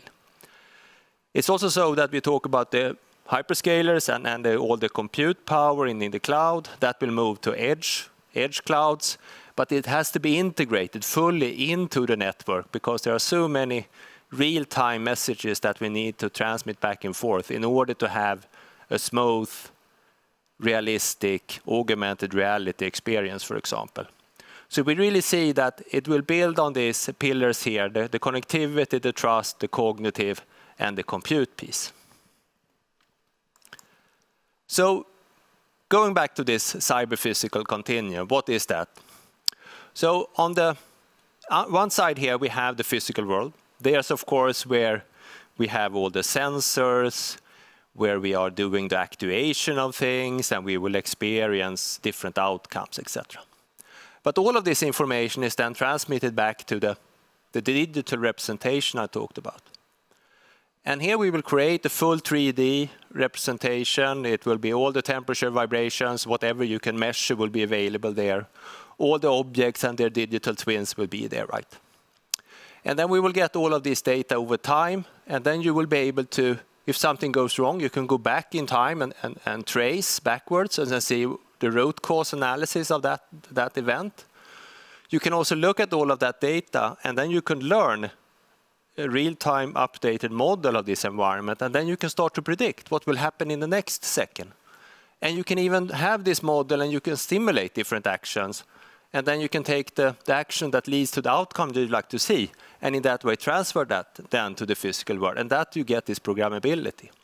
And this again is a platform where a lot of innovation can happen on top of this capability of connecting the physical and the digital representation. So what is this then connected with the city? I think you see this, right? Because a city is, of course, one such environment where you would like to have this full digital representation. And in that city, you would like to have both private and public vehicles, autonomous. You would like to have delivery robots. You would like, of course, to have efficient way to handle garbage, the efficient way to provide electricity, water, the smart grid, and charging infrastructure and everything. And you also would like to have this digital representation in order to offer the augmented reality services for the citizens when they are moving around in the city and experience different things. It makes the life more convenient and easy for everyone. So it's a great vision, I think. And it's also so that we now have this decade here. We are expected to halve our emissions by 2030. And this is the time frame of 5G, so we need to take full advantage of 5G. And then, of course, we need to halve once more, so 6G will come and play a role, obviously. But now it's really the decade of 5G, and we need to use these possibilities when it comes to digitalization in order to meet the requirements here. And we have been doing this exponential roadmap. It's been companies, academia, and civil organization doing this work together. It's been presented on this Climate Summit 2018 and 2019. And the main finding here is that the ICT sector as such do consume and energy, and we need to work with that in order to keep that under control. We are even having plans how to decrease that, even if we are increasing the amount of data and amount of activities that we do with these networks. But if you use this, you can have an efficiency gain quite easily on the 15% range. And that's a good start if you want to go down 50%, right? And it's also possible to do fairly quickly. And that's just doing the same thing you do today, but more efficient. Then, of course, we have seen previous speakers today here that have talked about how to innovate, and we need to not just be more efficient, we need to do it in a completely different way, etc. And then, of course, there are much more to be invented and to be developed on top of these networks. So I would like to end here and say, imagine possible, our new Ericsson slogan. And I really think that there is so much that could be done on top of these networks. And I'm sure there will entrepreneurs, startups, innovators that will use this new infrastructure when it's available in the cities. Thank you very much. Thank you, Magnus, for that. So enlightening and hopeful future scenarios. We're looking forward to that. And I will resist the urge to unpack all the technical, exciting aspects of what you've talked about, and instead look at this in correlation to many of the things that we've talked about over the last 4 days, which is we probably have the majority of the tech we need to make a big dent in emissions and move forward to our Paris Agreement goals. And the challenge has been systemic. People, governments moving, scaling up. So it isn't just fancy slides about what we can do, but it becomes the new normal. How do you, as Ericsson, obviously a huge global player, push the systemic change and make people try quicker, test quicker, invest quicker? Yeah. One obvious thing is that we, of course, are pushing the fact that these infrastructure need to be built as fast as possible, because if you have this infrastructure available, you have the entrepreneurs, the startups, you will get into this positive circle of innovation happening. We are also trying to bring good examples across. So we have this 5G startup program where we in some market with some customers see that there is a startup doing something which is successful, right? Then we are trying to help that startup to also be presented to other operators, other markets, to accelerate their global growth. And there's a huge interest, both from the startups, obviously, but also from our customers, the operator, because they would like to have traffic and innovation on their networks. Dennis Pamlin, who was speaking earlier today, was critical of the general collaboration between corporates and startups, and say startups should be in the center of everything. And he didn't say it, so I'm pushing and paraphrasing what he was saying. But the corporates, to some extent, need to move out of the way. And I agree with you, pushing and highlighting them. How can we do more? Like if we meet here in a year's time, how can you demonstrate that we've helped these technologies even further? Yeah, I think that this is. I think we need to work on several things here, and the ones I mentioned. But there is also, of course, a need to have the right regulation. I think, and regulation, of course, needs to be done in a way so it doesn't sort of hinders innovation. But to have data available in a controlled way, so privacy can be protected, and so this data availability can be accepted by consumers and citizens. I think that would be a key thing, because if you have the data available, then the speed of innovation do increase so much more, right? So what I would add to this picture would be the availability of data. And that fundamentally is under the umbrella of regulation, if I understand you correctly. I think the regulation would be needed in order to move forward in a good way in this. I would also like to paraphrase one of the audience questions from, I want to say yesterday, but I'm not sure, one of the days earlier, who was saying, all of this sounds great. if you were a developing country, how would you prioritize? What would be the 1, 2 most important things that you would do to hit the Paris Agreement? I think the communication networks has offered a little bit of a leapfrog opportunities to developing countries in the past. And I think it does again. So by investing in the infrastructure, making that available, I think they could go directly to more efficient solutions in some cases. So that would be my recommendation. Magnus, next time we meet, hopefully we can dive more into the technical aspects and all the cool stuff that's coming. Thank you so much for sharing. And thank you for joining us here in the studio. Thank you. Thank you. So soon we will be hearing about the world's greenest batteries. But before that, we will get an inside story from one of the key players in attracting Northvolt to Skellefteå. Today, he is building a school in Africa, but at the time, he was the head of enterprise development at Skellefteå, at the city of Skellefteå.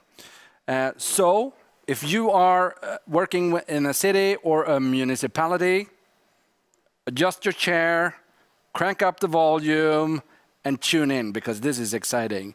Welcome, Bengt Ivansson. Thank you so much for having me.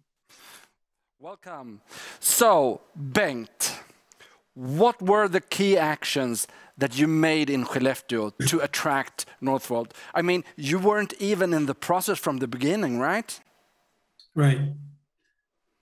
Well, I think there's now a big story about Skellefteå and, of course, Northvolt battery factory, and many are talking about how we attracted Northvolt, and that's an exciting story. But there's also the story before that, and that is a municipality that is trying to prepare themselves for this kind of an event. And I think that when Peter Karlsson is asked, why did you go to Skellefteå, he would say, well, for obvious reasons. There are three reasons he's talked about. One is that there is a lot of power, electricity, green electricity, that the big demand for them.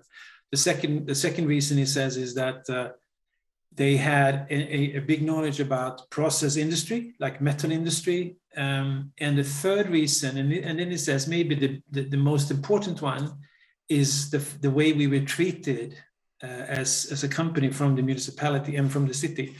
So, and we had a long journey before we were prepared to receive this kind of a big company to Skellefteå.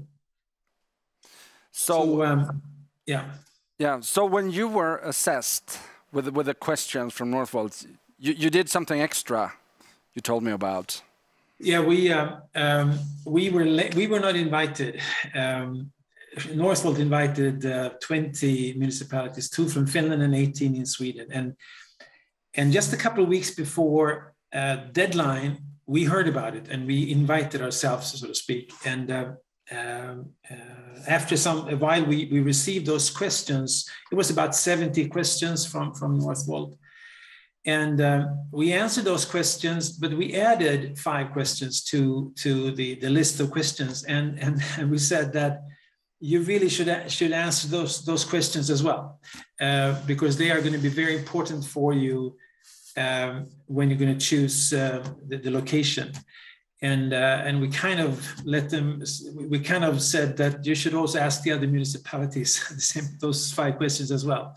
Of course, there was a competition between us and many other places. So, but we worked with the philosophy that we called the risk to minimize risk for Northvolt, and we were trying to understand their business and what kind of risks they were facing, and we were trying to help them avoid those risks by choosing to come to Skellefteå. So instead of being an outsider, we said, let's join in their boat. Let's sit in the same boat. And let us say that, and I many times said to Northvolt, the people from Northvolt, that we are sitting in your boat. Your success is our success. Your problems are our problems, because if you succeed, the city is gonna win.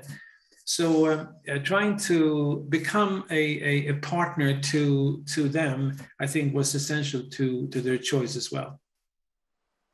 So assessing the strengths of Skellefteå to begin with, then crash the party, and then ask questions that they should have asked and answer them. Right. That was your strategy. Yeah, I mean, you can joke about it, but really, we were. My background, I'm a businessman, and I was really upset with the municipality and how they were treating businesses in my town. So I was talking to the mayor of my town, and I said that, hey, you need to do better. And that whole thing ended with him asking me if I wanted to join the city, to work for the city. And we were going to grow with 8,000 people in the city, and then we said that at least half of those 8,000 needs a job in the industry. So I was asked to arrange 4,000 new jobs, and I said new jobs are coming from startups, existing companies that are growing, and the third is companies establishing themselves in the city. So and of course then we have to say, what can we sell as a city? Well, we have electricity, we have wood, and we have metal. So we were looking for companies that had a need for those three aspects, or those three facts. Perfect. So for the other municipalities and cities that are listening in today, if you would give them one advice, what would that be? I would say that don't try to sell anything you don't have. You need to look into your own DNA and see what the city is made up of, because that's those industries like Northvolt's or others. They are smart. They will not just be fooled by a nice presentation. They will look into in depth to what is the assets of the city they are going to decide to move to, so to speak. So. We said that dig where you are and sell what you have, and develop what you have instead of trying to be something that you never were meant to be as a city. Yeah. So we heard Carl from Gothenburg earlier, and he described that municipalities and cities needs to be better at taking risks that they are not comfortable with on a normal base. So Absolutely. Do you have any comments on that? Yeah, right. I mean, I came to the city, and actually the first meeting I went to with the politicians, they told me that, Bengt, you need to understand that in our town, we don't take any risks. We don't put ourselves in a position where we can lose. When I heard that, I said that means that we're not going to win. No. You need to take risks, of course, in a controlled way, but. Success is always connected with elements of risk, and we had a very good discussion, and the journey kind of started with the vision of what Skellefteå wanted to become, and we said we need to take risks. If you don't take risks, you're going to remain as you are, or actually you're gonna decrease instead of increase. So. Risks is absolutely, you need to be brave, absolutely. Yeah. And you need to have a good cooperation between the politicians and the clerks, so to speak, in the organization.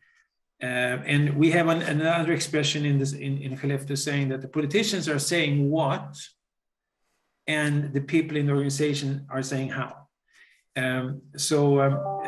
And you need to be clear on that. You cannot mess with each other's territory, so to speak. So, because if you do, the good, talented people in the municipality, they will leave if the politicians are trying to do their jobs.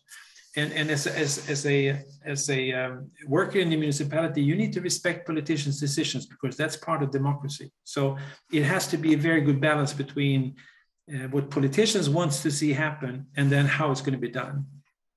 Okay, so Peter Karlsson, who is the CEO of Northvolt, he had a great summer talk in the radio this summer, and he really described the picture. When he first landed in Skellefteå, there was this big digital sign that said, "Hey Northvolt, welcome to Skellefteå.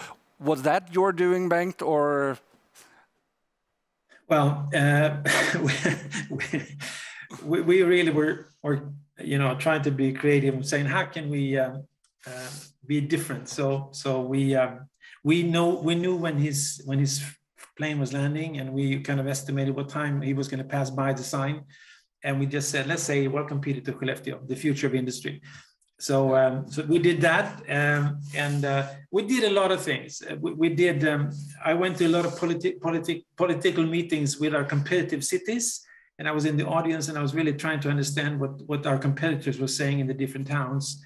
And on one of those meetings, I happened to meet Peter coming from on a back door, and I was really trying to just escape. And he saw me, and he said, "Bengt, are you not in the wrong town now?"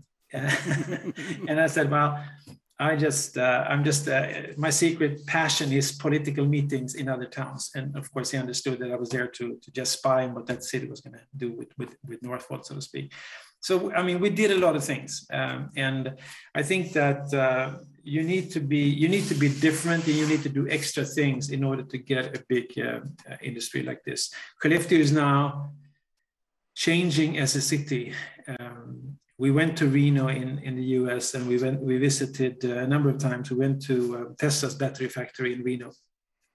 And we learned that for every job in the battery factory, it was created 3.85 new other jobs around as a consequence of Tesla's battery factory. So, and when I left from there, he said to me, my counterpart, he said that I would like to give you 3 advice: build, build, build. So that's really what happens in Skellefteå now. And I would say that we should have started earlier with building homes, because we are lacking homes now for many people, and the prices of houses is skyrocketing in Skellefteå. So there's a big investment trend now in Skellefteå. We used to have like 2-3 construction companies building homes. Now there are more than 70 active companies building in Skellefteå. So there are cranes all over the city. Okay, perfect. Apparently you succeeded. So congratulations, Skellefteå. Congratulations, Bengt. And for the municipalities and cities, don't be afraid to hire a Bengt. Right. So thank you, Bengt. Thank you. And we will move on. Yeah. The next speaker is from Northvolt. She's the Chief Environmental Officer, Emma Nerenheim. Please enter the stage. Enable the future energy through making the world's greenest batteries. Hey, you guys. Hey, Bengt. It was really nice listening to you. I was smiling the entire time. Really great. I fully agree. We had an amazing journey and still have an amazing journey with Skellefteå. So, and looking forward to continuing everything we do together. All the different challenges. It's great to have a partner like Skellefteå on board. So I'm going to spend just a few minutes, and not long, talking a little bit of what we've been doing and where we come from. I think we can start already now with the next slide. Someone said many years back that the most effective way to move energy is via the electricity grid. And I think that discussion was really about nuclear power, but nevertheless, this is very true. If we bring in all the renewable energy sources into any grid, and we want to utilize that in the best way, we want to utilize all of it. And then moving that, distributing, transmitting is really key. And bringing in the element of storage is, of course, enabling also moving energy, not only in space, but also in time. And this is what the battery revolution will be about. It will be about being able to utilize the wind and the sun from when it's blowing, and in the summer in the peaks, like in winter time. And storage will not manage all of it. It's going to be one part, batteries will not be all of it. That's one part of the storage solution, but it will be major. It will especially be a major transformation in the EV industry, of course. So next slide, please. And for quite some time, of course, Northvolt has been part of this. And Peter and Paolo, when they started the company, what they really saw was a few important things. So they saw that the big automotive continents, especially Europe, doesn't really have a good supply chain for batteries. They have a very strong, a very forward-leaning industry and a very loyal customer fleet. But the battery supply is still with a great dependence from Asia. So that was one part. Another part was that there was a debate on the sustainability of those batteries. A very true debate. And we really acknowledge that EVs are always a better choice, but there is a challenge in building batteries where you're not fully aligned on the sustainability targets. So bringing on sustainability as a key hygiene factor will be an enabler for making the transformation, or the transition, and also making it in a way where we get everyone on board and where we really can look back in 30 years and say that this was the best thing that we ever did. And then also, of course, bringing on everything else related to being suppliers within Europe and making sure that it actually brings jobs also to Europe. We have to remember that adding things also means removing things. We have to make sure that within an industry that is also declining, the combustion engine industry, we need to make sure that we have new jobs for those. Same with oil industry. And that's also very, very important. Next slide, please. And if we talk about what we are doing, I think that we are most famous for the automotive industry and for our customers in that space. But if you think about it, it's equally important to bring storage into also the grid, because if we cannot provide anyone that is charging the car with renewable energy from whenever that energy was produced, it really doesn't make sense to build out the fleet in a pace where you would also have a difficulty providing the car industry with electricity that is also renewable. So we are working with the automotive industry. We're also working very heavily on expanding on the energy storage side for the grid. So that kind of applications. We are also very interested in the mining industry, and for many reasons, and I'm going to come back to that later a bit, but Northvolt is working with something called vertical integration, and that means we are doing everything from the raw material we buy, it's a lot of metals, so elements, all the way through to a finished battery, including recycling. But when we do that, that also means that we are buying a lot of material from the mining. And we are bringing our carbon footprint, so everything we do under our factory, we're bringing that carbon footprint almost down to zero. And this, in its turn, means that in the mining, we have a very substantial proportion of our footprint. So basically the ones we are buying from. So by decarbonizing, by bringing electrification into the mining industry, we are supporting a build out of a decarbonized mining, meaning that that's actually when where we can earn our last carbon footprint decreases. So that's why this is especially interesting to me. We also have some interest in the portable industry, and also, of course, we are a disruptor ourselves. So we really want to support the disruptors on this market. So next slide, please. I think I have to move on a bit. Let's see. And that also comes, of course, with bridging into something that I think that we need to talk about a lot. It's not only us and Skellefteå that needs to do this. We are doing, we are taking a big bet on this. Some cities are taking a very big bet on this. A lot of consumers, meaning private people like you and me, are taking a bet by buying a little bit more expensive car and also being an early adopter and buying technology that they are not used to. And this, I think that this comes with the responsibility from the society.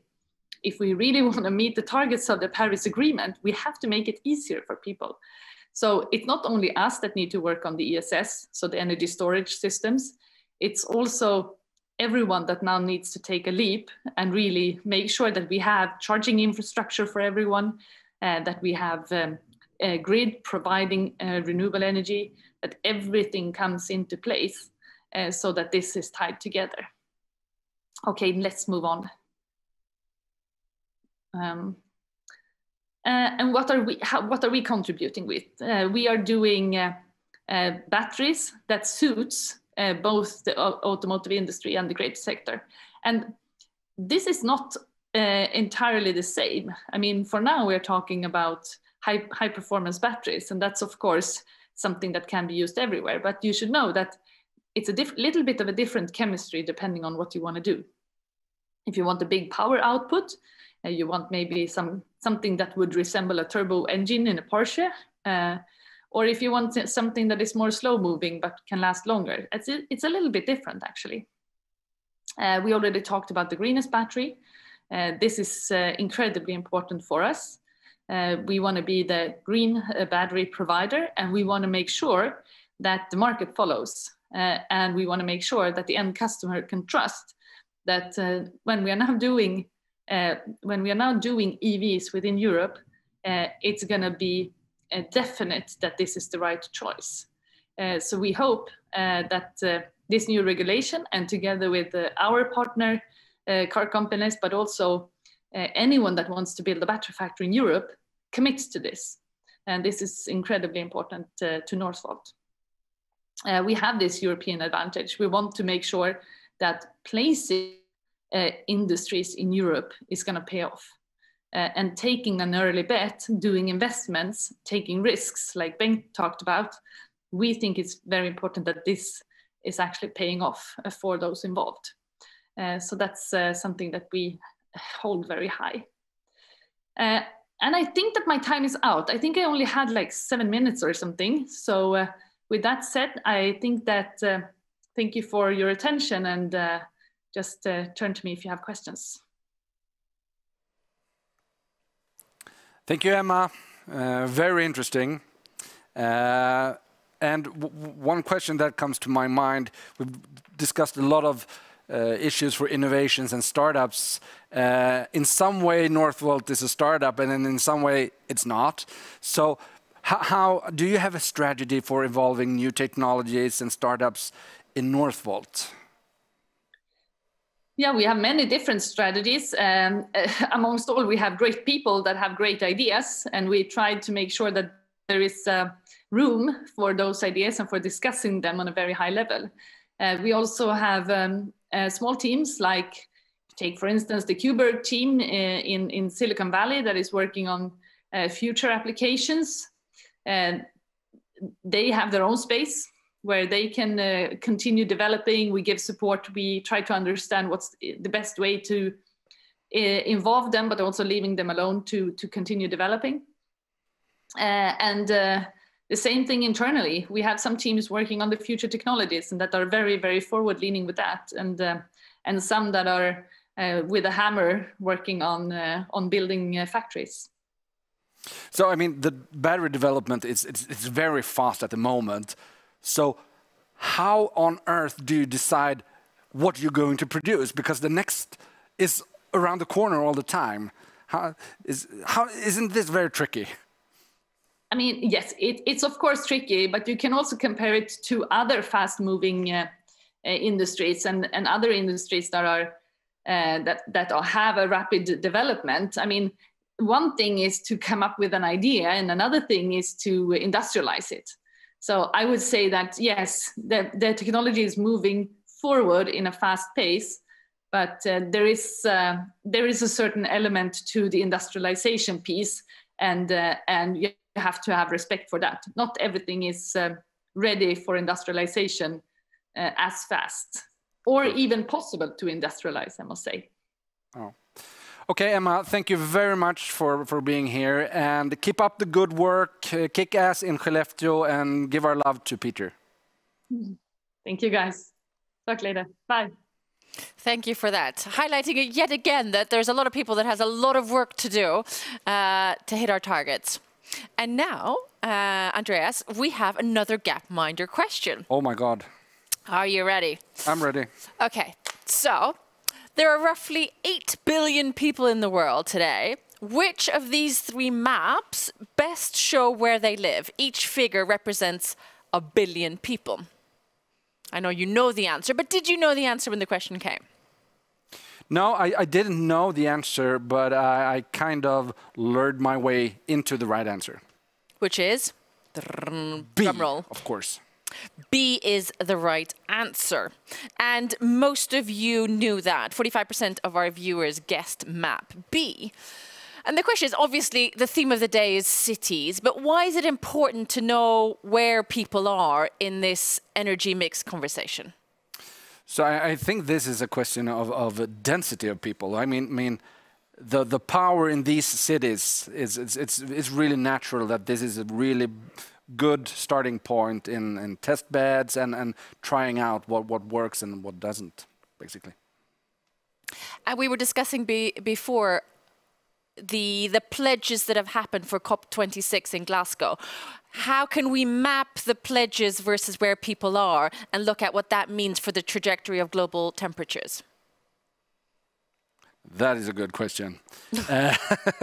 So, I mean, we have the exponential roadmap that we saw Ericsson talk about, but also in using frameworks like avoided emissions framework to really see where can we get the biggest impacts, but also you need to follow up on them, of course. So that is also very important. And one of the things that we talked about on Monday with Darja Isaksson of Vinnova, and I'm sure she'll bring that up again, is the elephant in the room. What does it matter what Sweden does? If we looked at the map and we know how many people live in Sweden, is it important that we create solutions here? And her answer was obviously yes, but could you reflect on that? So to be a bit honest, I mean the Swedish contribution to the global carbon bubble is less than a promille. So nobody will really notice if we go 100% renewable tomorrow. But on the other hand, we have a lot of solutions that we can export, and by that making huge impact. We mentioned earlier, more than 18 times of the annual emissions of Sweden.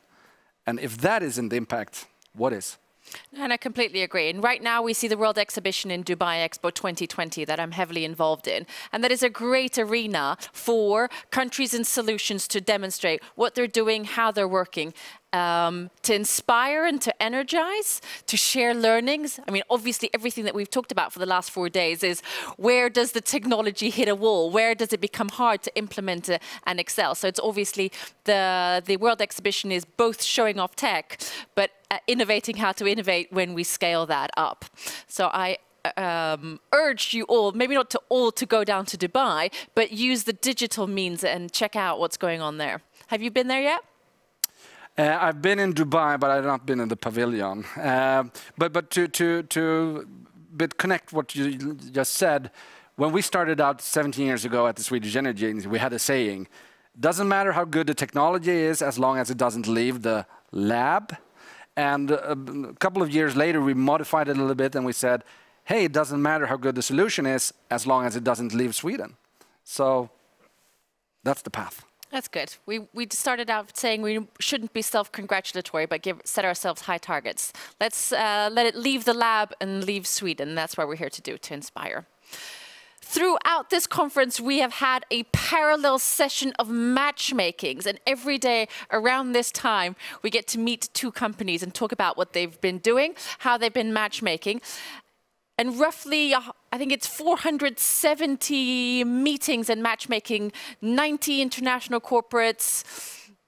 The numbers are big and large and impressive. But the important thing is discussing real objectives where corporates meet startups and discussing how they can help each other out. And I'd like to welcome Gokul Srinivas, I am so sorry, that's even worse than everything I've done today, the founder and CEO of Minion Labs, and Mirna Bittner, the co-founder and CEO of Rinwith Synthetics. See, I'm just making it worse by the minute. But I'm very excited to have you here. Mirna, would you start with you? Tell us, what are you building and what do you hope to achieve during the Sweden Innovation Days? So, so thrilled to be here and so thrilled to be part of Sweden reaching out to the world and exciting solutions. Because we're from Canada, what we have been building are really kind of a new tool set for decision makers who are facing those really complex challenges and accelerated targets, and they need ways of bringing sectors together. So everything from electrification and the concerns around that and challenges around electric vehicle adoption to the health of their population and social justice and equity impact.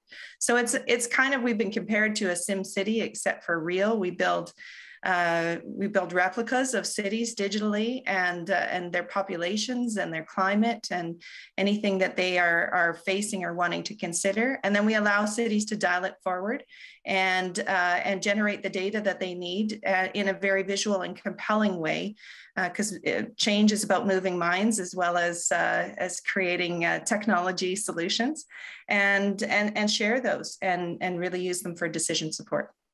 What type of corporates or organizations do you hope to meet or have you met during these days? Fantastic range of corporates. So because our platform enables different sectors to utilize it from their perspective, we've met corporates, everything ranging from communications and 5G companies to water solutions and water, stormwater, and water equity solutions. So it's been fantastic and very motivated group to try and figure out how to interface with innovators and actually make action happen. So really exciting conversations. Day 2, we labeled ourselves the Club of the Willing here. So yes, hopefully they are motivated to meet you. One of the themes of today is obviously the city as a unit. So before I let you go, could you talk a bit about how you see the city as a unit unlocking the possibilities of hitting the Paris Agreement and the race to zero? Well, I think everything is interconnected. And I think that's the only way that we are going to be able to understand how we can actually generate that sustainable, equitable, resilient, decarbonized solution, is if we start putting everything together and in the same place.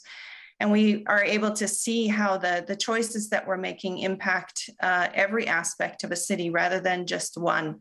So if we make a better path to electrification, how do we make sure that that enables everybody? And I think these are some of the only ways that we're going to be able to accelerate solutions forward that will actually still be beneficial, decades from now. Cool. Thank you so much, and thank you for your hard work. Gokul, moving on to you. Minion Labs. What are you building? Thank you. So what we are building is into like a deep tech IoT based product. We work on energy management and we work with the Fortune 52 enterprises across UAE and India, and we are looking to keep a foot on Europe. We had built an energy management solution where at single point of connect, it can able to get you equipment level data. So all you need is a single device for the it could be IT, BPOs, or it could be a hospital or a retail, and these buildings could have hundreds of equipments at just single point of connect. It can get you equipment level data. Further, with that data, we could able to give actionable insights with which they can take a predictive, predictive maintenance or like actions that would convert into energy savings. Very cool. And from your point of view, have you had your meetings and the matchmaking yet, or are you still waiting? We had a couple of good meetings with a couple of corporates, and both are like very relevant, and they are in energy sector who are, I could say, decacons in the industry. And it was a bit of like how do we go to market together. They are like very hungry to get startup solutions as part of their offerings. And also there was a bit of conversation in investments and M&A. It was very productive. That's very reassuring to hear. And one of the things that we've been talking about throughout this conference is obviously how do we scale up? How do we find the new solutions and stop talking about them as innovative and actually see them as old news and the new normal? From your point of view, what would you like to see happen over the course of 2022 to become the new normal? So I could see like the new normal is morely into already there's a work from home culture and a bit of a hybrid that is going on.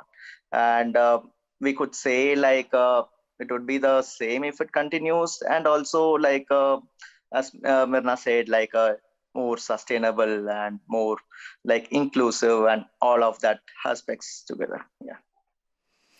Noted for all, and we'll bring that to the panel that's coming after you. Thank you so much for contributing and coming to the matchmaking, and I look forward to hearing about your successes. Thank you. Thank you so much. Which leads us on to ... So, over my 17 years at the Swedish Energy Agency, I've screened more than 2,000 innovations. And you know, there's one thing that actually makes my heart tick a little bit more. And it is when an innovation replicates the way nature has engineered something. And so we will now hear from a heart surgeon about a couple of his really cool innovations and how he discovered the way the heart functions and used that in other areas. The Lundbeck legacy, please.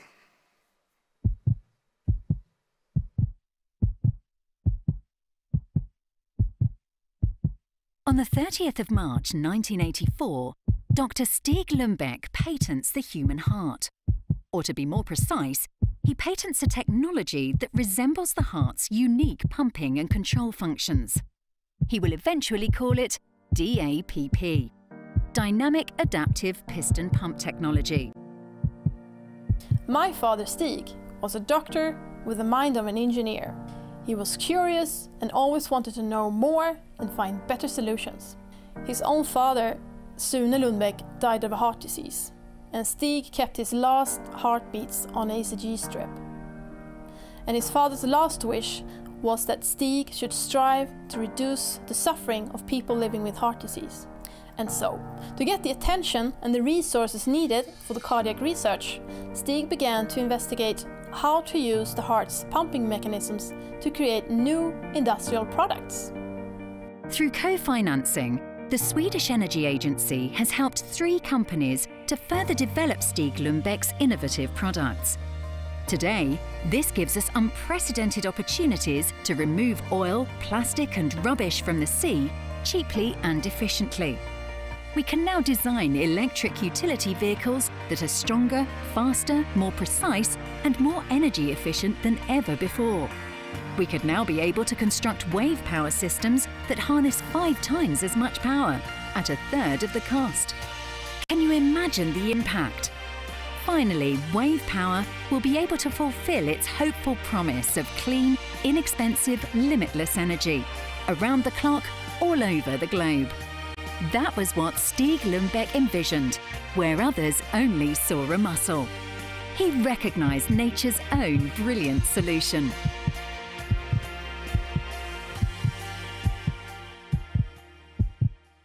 The support from the Swedish Energy Agency has been instrumental in allowing the entire world to benefit from Stig's discoveries.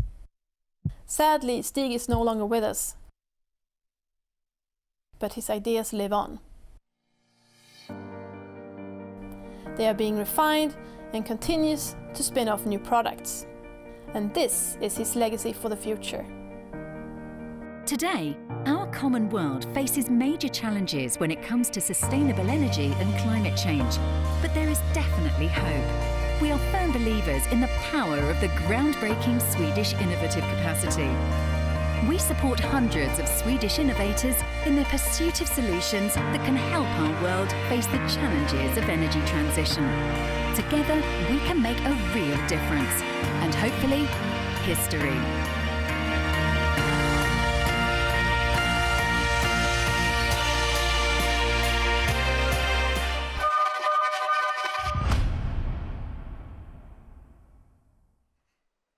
Well, I have goosebumps, and that is appropriate because now we come to the grand finale of the grand finale. We're going to have a panel to discuss today's innovative startups, tomorrow's future. Startups are addressing the call for the world to zero emissions. But what are the next steps? Everything that we've talked about today is about scaling up. What are the bottlenecks? Where do we hit walls?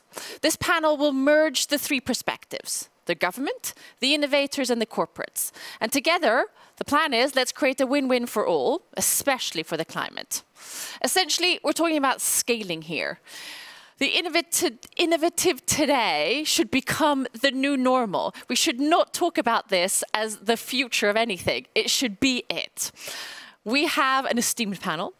Darja Isaksson, Director General of Vinnova, Sweden's innovation agency. Liselott Johansson, CEO of Greater Than, a global insurtech platform. Robert Andrén is back, Director General for the Swedish Energy Agency. Thomas Öström, Board of Directors for Klimion. And Jenny Larsson, CEO, Hitachi Energy Sweden. Welcome, panel. Thank you. Thank you. So, as you know, this is the end of the end, and we have had 4 days of discussing missions, looking at new technologies, addressing some of the challenges that we have, both in terms of health, climate, energy. And today, the theme is more around the city and how the city as a unit can unlock the bottlenecks to hit our targets. So I'm going to ask all of you to talk about this from your perspective. How can we scale up the new technologies, and how are you working? Darja Isaksson, you're with us here in the studio. Please start. How does this relate to what you do on a daily basis? Well, in many, many ways, basically, because this is what we are working with, period. So I love what you said. This is not the new normal, it's just it. Let's agree, we know we're working towards really hard deadlines now. These deadlines are set by the planet. We know we're in a hurry. The opportunity that we all share is that we can make use of new technologies with exponential potential and the drive that innovative startups and markets can provide. And we need to make sure that it gives us the transformation that we need. And that has to do with transforming our energy systems, our mobility systems, the cities we live in, the way that we build them, what we eat, how we eat, etc., the production. So what used to be linear value chains and business models based on increased consumption, disregarding the cost for climate and society, needs to be transformed into circular value cycles, capable of delivering both net zero footprint and societal positive outcomes. We've seen many, many examples of opportunities here. We know that this also represents the biggest opportunity for value creation since the first one, actually. So startups, as we heard, are key to achieve it, both the deep tech startups as well as impact startups more generally that can help find the new business models and opportunities between public and private sector, for instance, which is essential as well. But they can't go about it alone. So what we are working on now is really in various ways supporting these new ecosystems capable of driving these change. And I'd like to highlight 3 perspectives. One, internationally, we know that it means that we need to close the climate funding gap. Investments must be made into the future, not into what's driving the problem. So for that, we need to continue to improve the tools, the transparency. It also has to do with data and all of what is needed to really make sure that impact investments are as effective as possible.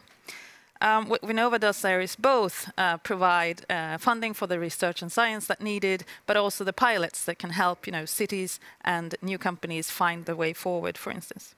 And then we need to shorten the time that it takes to go from new knowledge and ideas with great teams to find the product market fit and to scale. And we've heard so many interesting perspectives on what it really takes, and then to be able to industrialize it. It can be deeply challenging, for instance, especially in the deep tech area.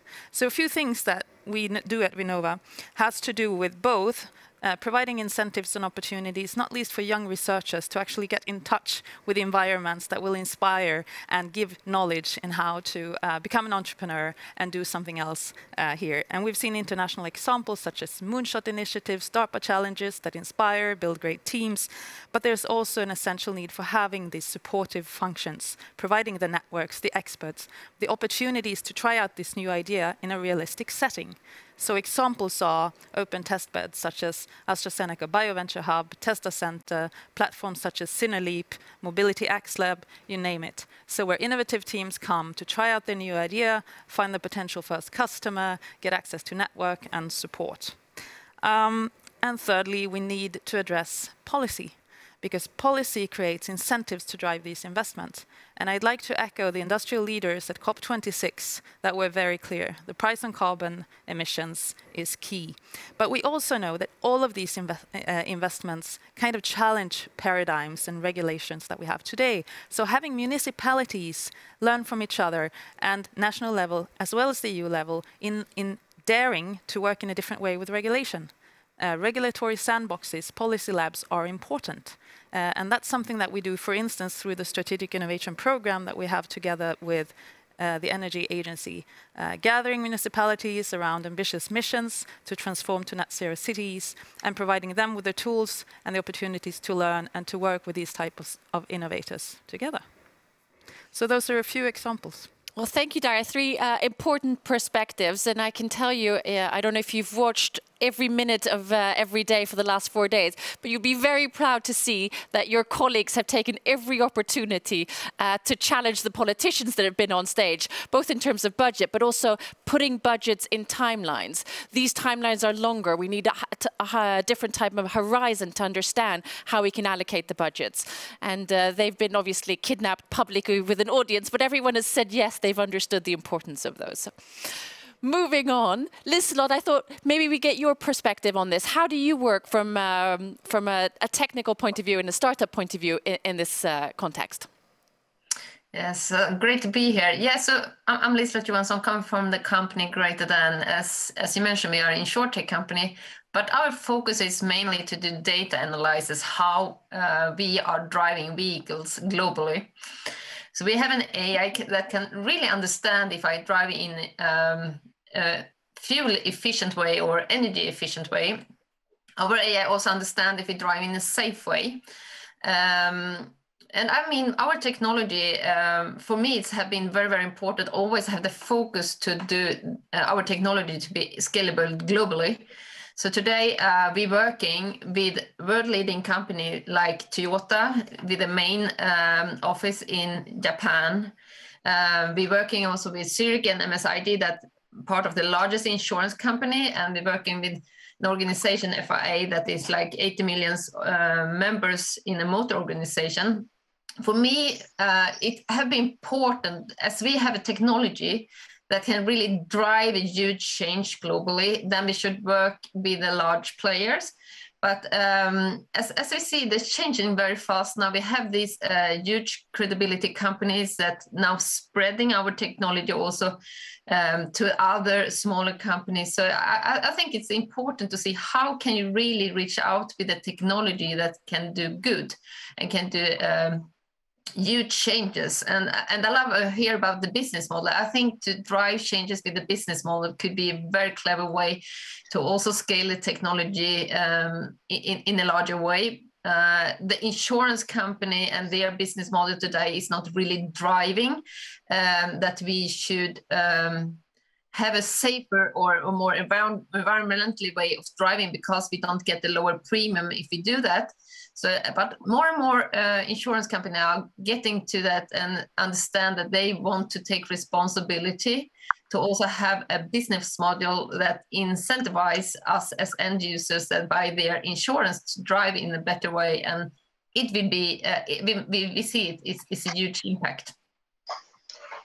Thank you for sharing that. And I find it slightly frustrating that we have this panel discussion in the first place.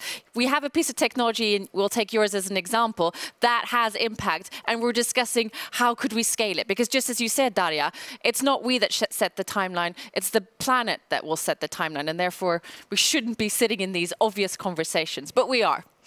And that will move me swiftly to you, Thomas. Could you tell us a bit about Klimion and how that fits into this broader conversation? Yes, and first of all, thank you for being here. I think this is a very important event. I think innovation will solve most of it, even though there are many challenges.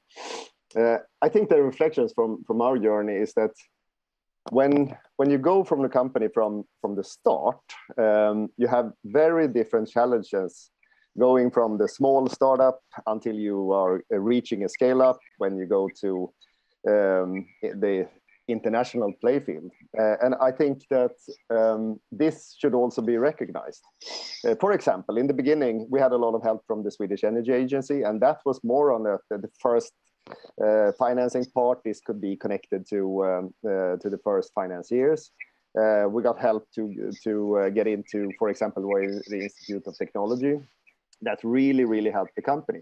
Then at the later stage, there is a very different challenge, because then you're scaling up from this technical thing until you have a product and then can get out there and actually make an impact. I really like what Andreas said earlier, that and that sort of the mantra that Swedish Energy Agency has, that it shouldn't stay in the lab. And I like the addition that it shouldn't stay in Sweden, because we are only a small part. And then, so you have to look at it from the different phases of how it is to innovate. Because innovation is not only the seed in the beginning, it's the full sort of road until you actually get it out there and make impact. Because there are many, and I'm following many companies, of course, and I had the pleasure to do it over a long time. And it's so easy to stay there at the beginning. You have to get out. If you look at the further point, when you actually are reaching the competitive arena on the international market, then you have the policies. And I think I'm one that is talking a lot about, okay, what are we fighting against? Basically, you have the fossil energy that has equipment, for example, that is already depreciated. It's something that it has a fundamentally low cost from the beginning. So you have to change the playfield, and this is through politics, actually. So you go all the way from you can say the small or the minor help that you can do in the beginning, all the way to politics, because you have to change the playfield. We have some examples now in climate that we see are really good. Carbon dioxide taxes, for example. We are right now focusing quite a lot on the maritime side, and there you have policies, for example, that is saying that the ship owners, for example, has to lower the emissions by, or increasing efficiency by 40% until 2030. And otherwise it will cost. Then it matters. Talk is not enough, I would say, not if we are going to do this fast enough. And this is not about climate. This is every company in the clean tech business, I would say. Well, we've heard it throughout this conference. Talk is not enough. It is not enough, and there's a lot of work to do. Jenny, if I look at you for a second, representing some sort of the corporates within this ecosystem between corporates, governments and startups, could you talk to us about how Hitachi thinks about the corporate role and spurring on the ecosystem? Absolutely. Thanks a lot for the invitation. Great to listen to the colleagues here. No, anyway, I mean, about technology. Today's technology can, of course, solve a lot, but the constant progression of innovation brings, of course, even greater possibilities to transition to a sustainable future. So we really need to have that constant progression. And of course, Sweden is famous for its long history of a unique and very strong ecosystem, and a lot also thanks to the organizations that we have here with the Swedish Energy Agency, Vinnova, and smaller private players as Think Stockholm, etc. So we have the environment, culture, and support needed to continue to be at the forefront of innovation and create a competitive Sweden. And we need to continue to work and progress so that we would do this as quickly as possible without compromising reliability. And startups are, of course, an essential part of this also going forward, and we need to encourage their boldness and their experience, all their fantastic contribution. And for us, we see it as really their speed and the flexibility and the ability to focus 100% on a very narrow area mean that startups can find and exploit unique opportunities to create value alongside bigger players like us. And of course, we come and we bring the commercial knowledge and experience in the industry and have the continuously driven technology developments and have a worldwide reach. So if we bring those two together, we can, of course, really create big things and so. So we have for sure the experience to do that, and we need to continue to do that even more, I think. And we all need to be open to new ways of collaborating and dare to invest in testing new technologies together in multi-stakeholder pilot projects where we are several parties that come together. I can mention two examples from our side. We have both a collaboration with Ovako, Volvo Group, H2 Green Steel and Nel Hydrogen to create Sweden's largest fossil-free hydrogen facility in Hofors, and exploring and learning about a whole new value chain when it comes to hydrogen. And another example is our collaboration with PowerCell, where we combine our technology to offer a total solution for fuel cells that facilitates the transition to more sustainable energy production.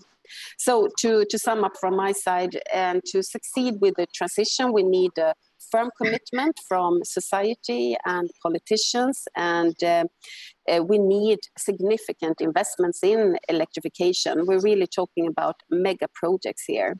And we need to have a solution-driven orientation and a concrete and transparent communication and a consensus with all the stakeholders in the electricity system. And last but not least, we need courage. Well, that's a perfect bridge to you, Robert. We need a consensus in the system. We need transparency. We need more funds, and we need courage. Robert, take it from there. Yes. How do you see this? Well, first of all, I'm very glad to be in this panel because my co-panelists are so wise people and have said so many good things that I can just echo, actually. But I agree, we need cooperation, consistency, commitment, and courage. Those are the four core C's in a way. But if I should mention something that I think is very important in order for us to succeed in the future, it is that we have an early dialogue between the actors that are involved in changing things, and having arenas and platforms and matchmaking possibilities, because we think many times that actors are meeting naturally in a way and things happen, but sometimes it's strange how hard it is for actors that has been, have no tradition in meeting to meet. But when they do, many times there is 1 + 1 becomes 3 in such situations. So I think that we in the public sector can facilitate by being arranging platforms and meeting arenas. That is one thing. I also think that we need to look into the risk sharing between the private and the public in the future, because as it is now, it's just not enough power in the risk sharing situation, because we need to speed that up. And I know there are issues with the legislation in many ways, competition and the state subsidy issue and stuff like that. But we need to really look into that so we can have a shortened trip from a good innovation to a deployment on the market. Am I understanding you correctly that you feel that the startup community is taking proportionally too much risk? I'm saying that we need to understand that if we're going to have a movement that is actually larger than the startup or the local community, we need to look into how the public sector can facilitate so that we have enough capital in the stages, and particularly in the stage when it comes to scaling it up and making it commercialized. And I can't give you one size fits all figure, but we need to look into the risk sharing, because at the moment it doesn't work out well for us, I think, in actually making a difference, enough difference.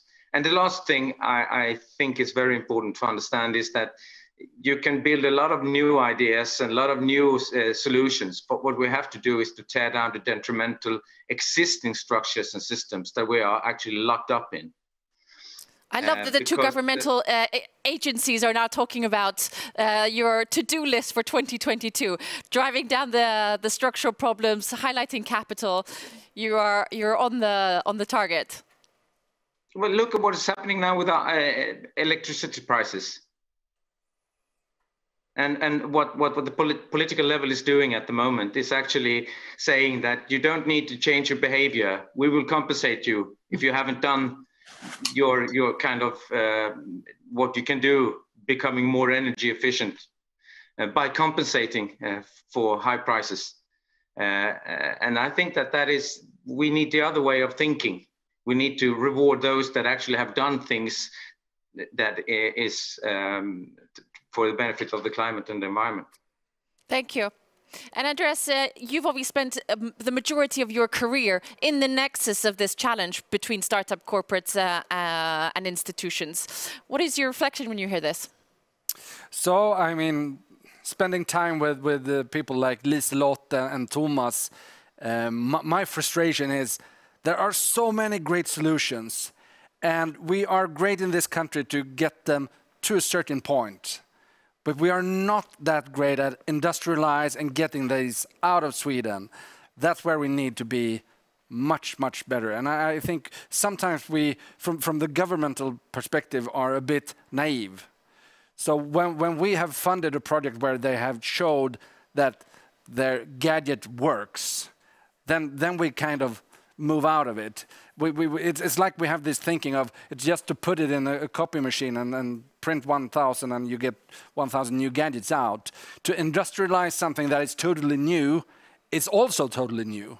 And we need to be better understand that, and in order to get more speed in this area. Daria, please. Yeah, well, while it's true that there's a lot to do, and I would like to echo Thomas' point on this, clear targets, science-based targets, incentives in policy do matter, especially for the rather big investments. But what we are actually seeing, and I'd just like to come back to that, and there are examples now in the panel, we're seeing that multinational leading corporates such as SAB, LKAB, Volvo now work across industry lines together with innovators like H2 Steel, Northvolt that we heard earlier. Startups such as Graphmatech are providing technologies that make circular batteries possible. All of this building on a world-leading knowledge in production, in new materials, in steel production, mining, batteries, etc. Using those strengths to really drive this transformation along strong value chains. And we are seeing it happen. So this is the journey towards the net zero. And that's also opening up at the same time new opportunities. For instance, for the circular flows of phosphor, that will open up space for innovations that we need in agriculture. So I just want to come back to what we are actively seeing right now is a leadership from both corporates and startups that actually drive this change. And we're also seeing government efforts being made to then answer up to that in terms of being more rapid in terms of the regulatory responses needed to make those investments and the permits, etc., possible. So I'm really proud that Sweden is pioneering the possible in this transition. And I think that all of what we've heard during the Sweden Innovation Days hopefully inspires, and we are still very aware. It's a global challenge. International partnerships are key. So I'm very, very happy about this event. And I know that many of our partners have been part of it. So I'd just like to thank you all for that. Thank you, Daria. And I would like to highlight maybe one of the challenges in terms of risk that Robert was talking about.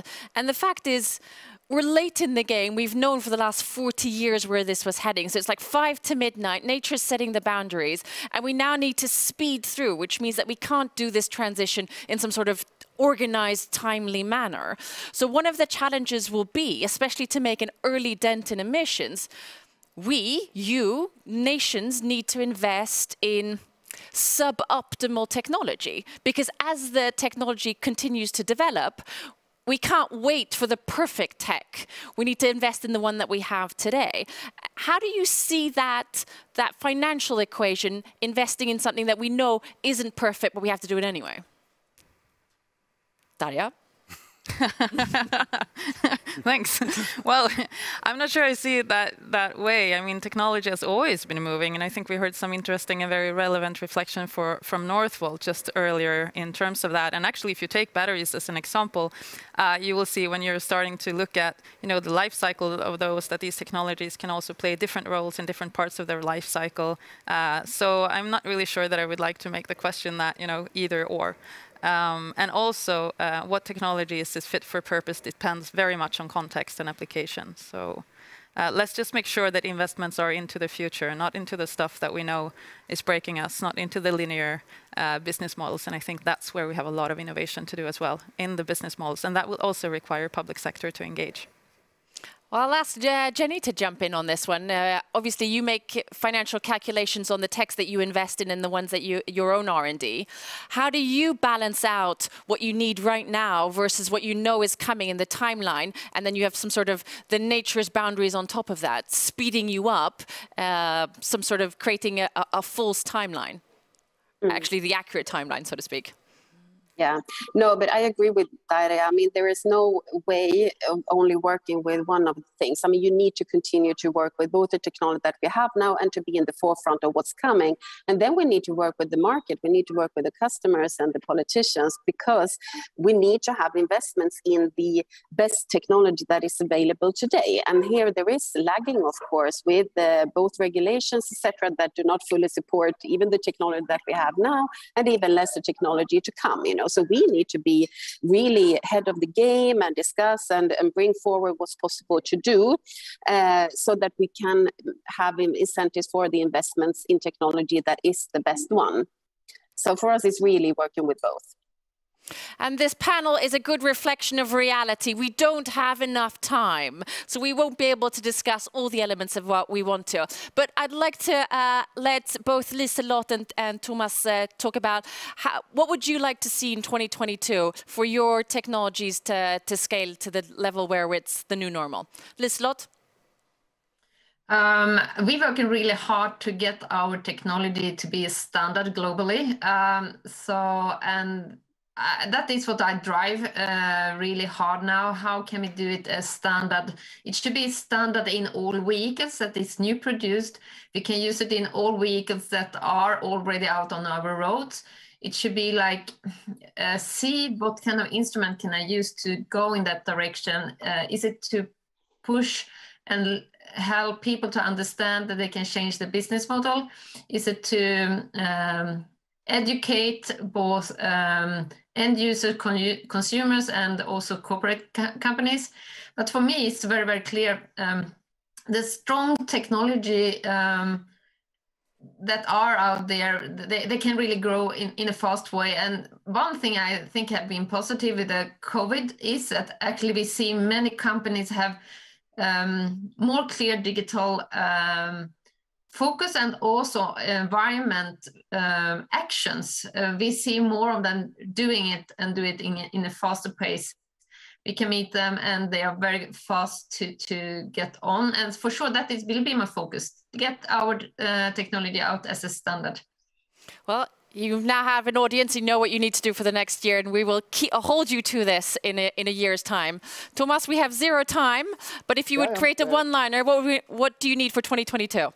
I will ride on the what you said, that standardization is the key. And of course, Climon has the technology to convert hot water into electricity, which means that we can address many, many markets. So you have to choose a few of them in the beginning, and then you have to build on that. For example, the last thing that happened here was that we finalized an installation on Maersk Line, and everyone knows Maersk, which means that this is the perfect way to show that it works and that the big companies believe in it, because this is the homework that you need to do. There's no shortcut. You have to do the homework and the hard work in order to convince people that this is the right way. There is no other way, as far as I see it, and we will continue on that path. I think that we will leave the panel with that. Work harder, there are no shortcuts. Thank you all for joining and participating. Until next year. See Thank you. you. Thank you very much. Thank you. Thank you. Andreas, we overstepped our time limit slightly, but I cannot believe it yet again. It is now almost 5 o'clock and we've had a 3-hour marathon of climate neutral cities. It's like I just entered this studio. What happened?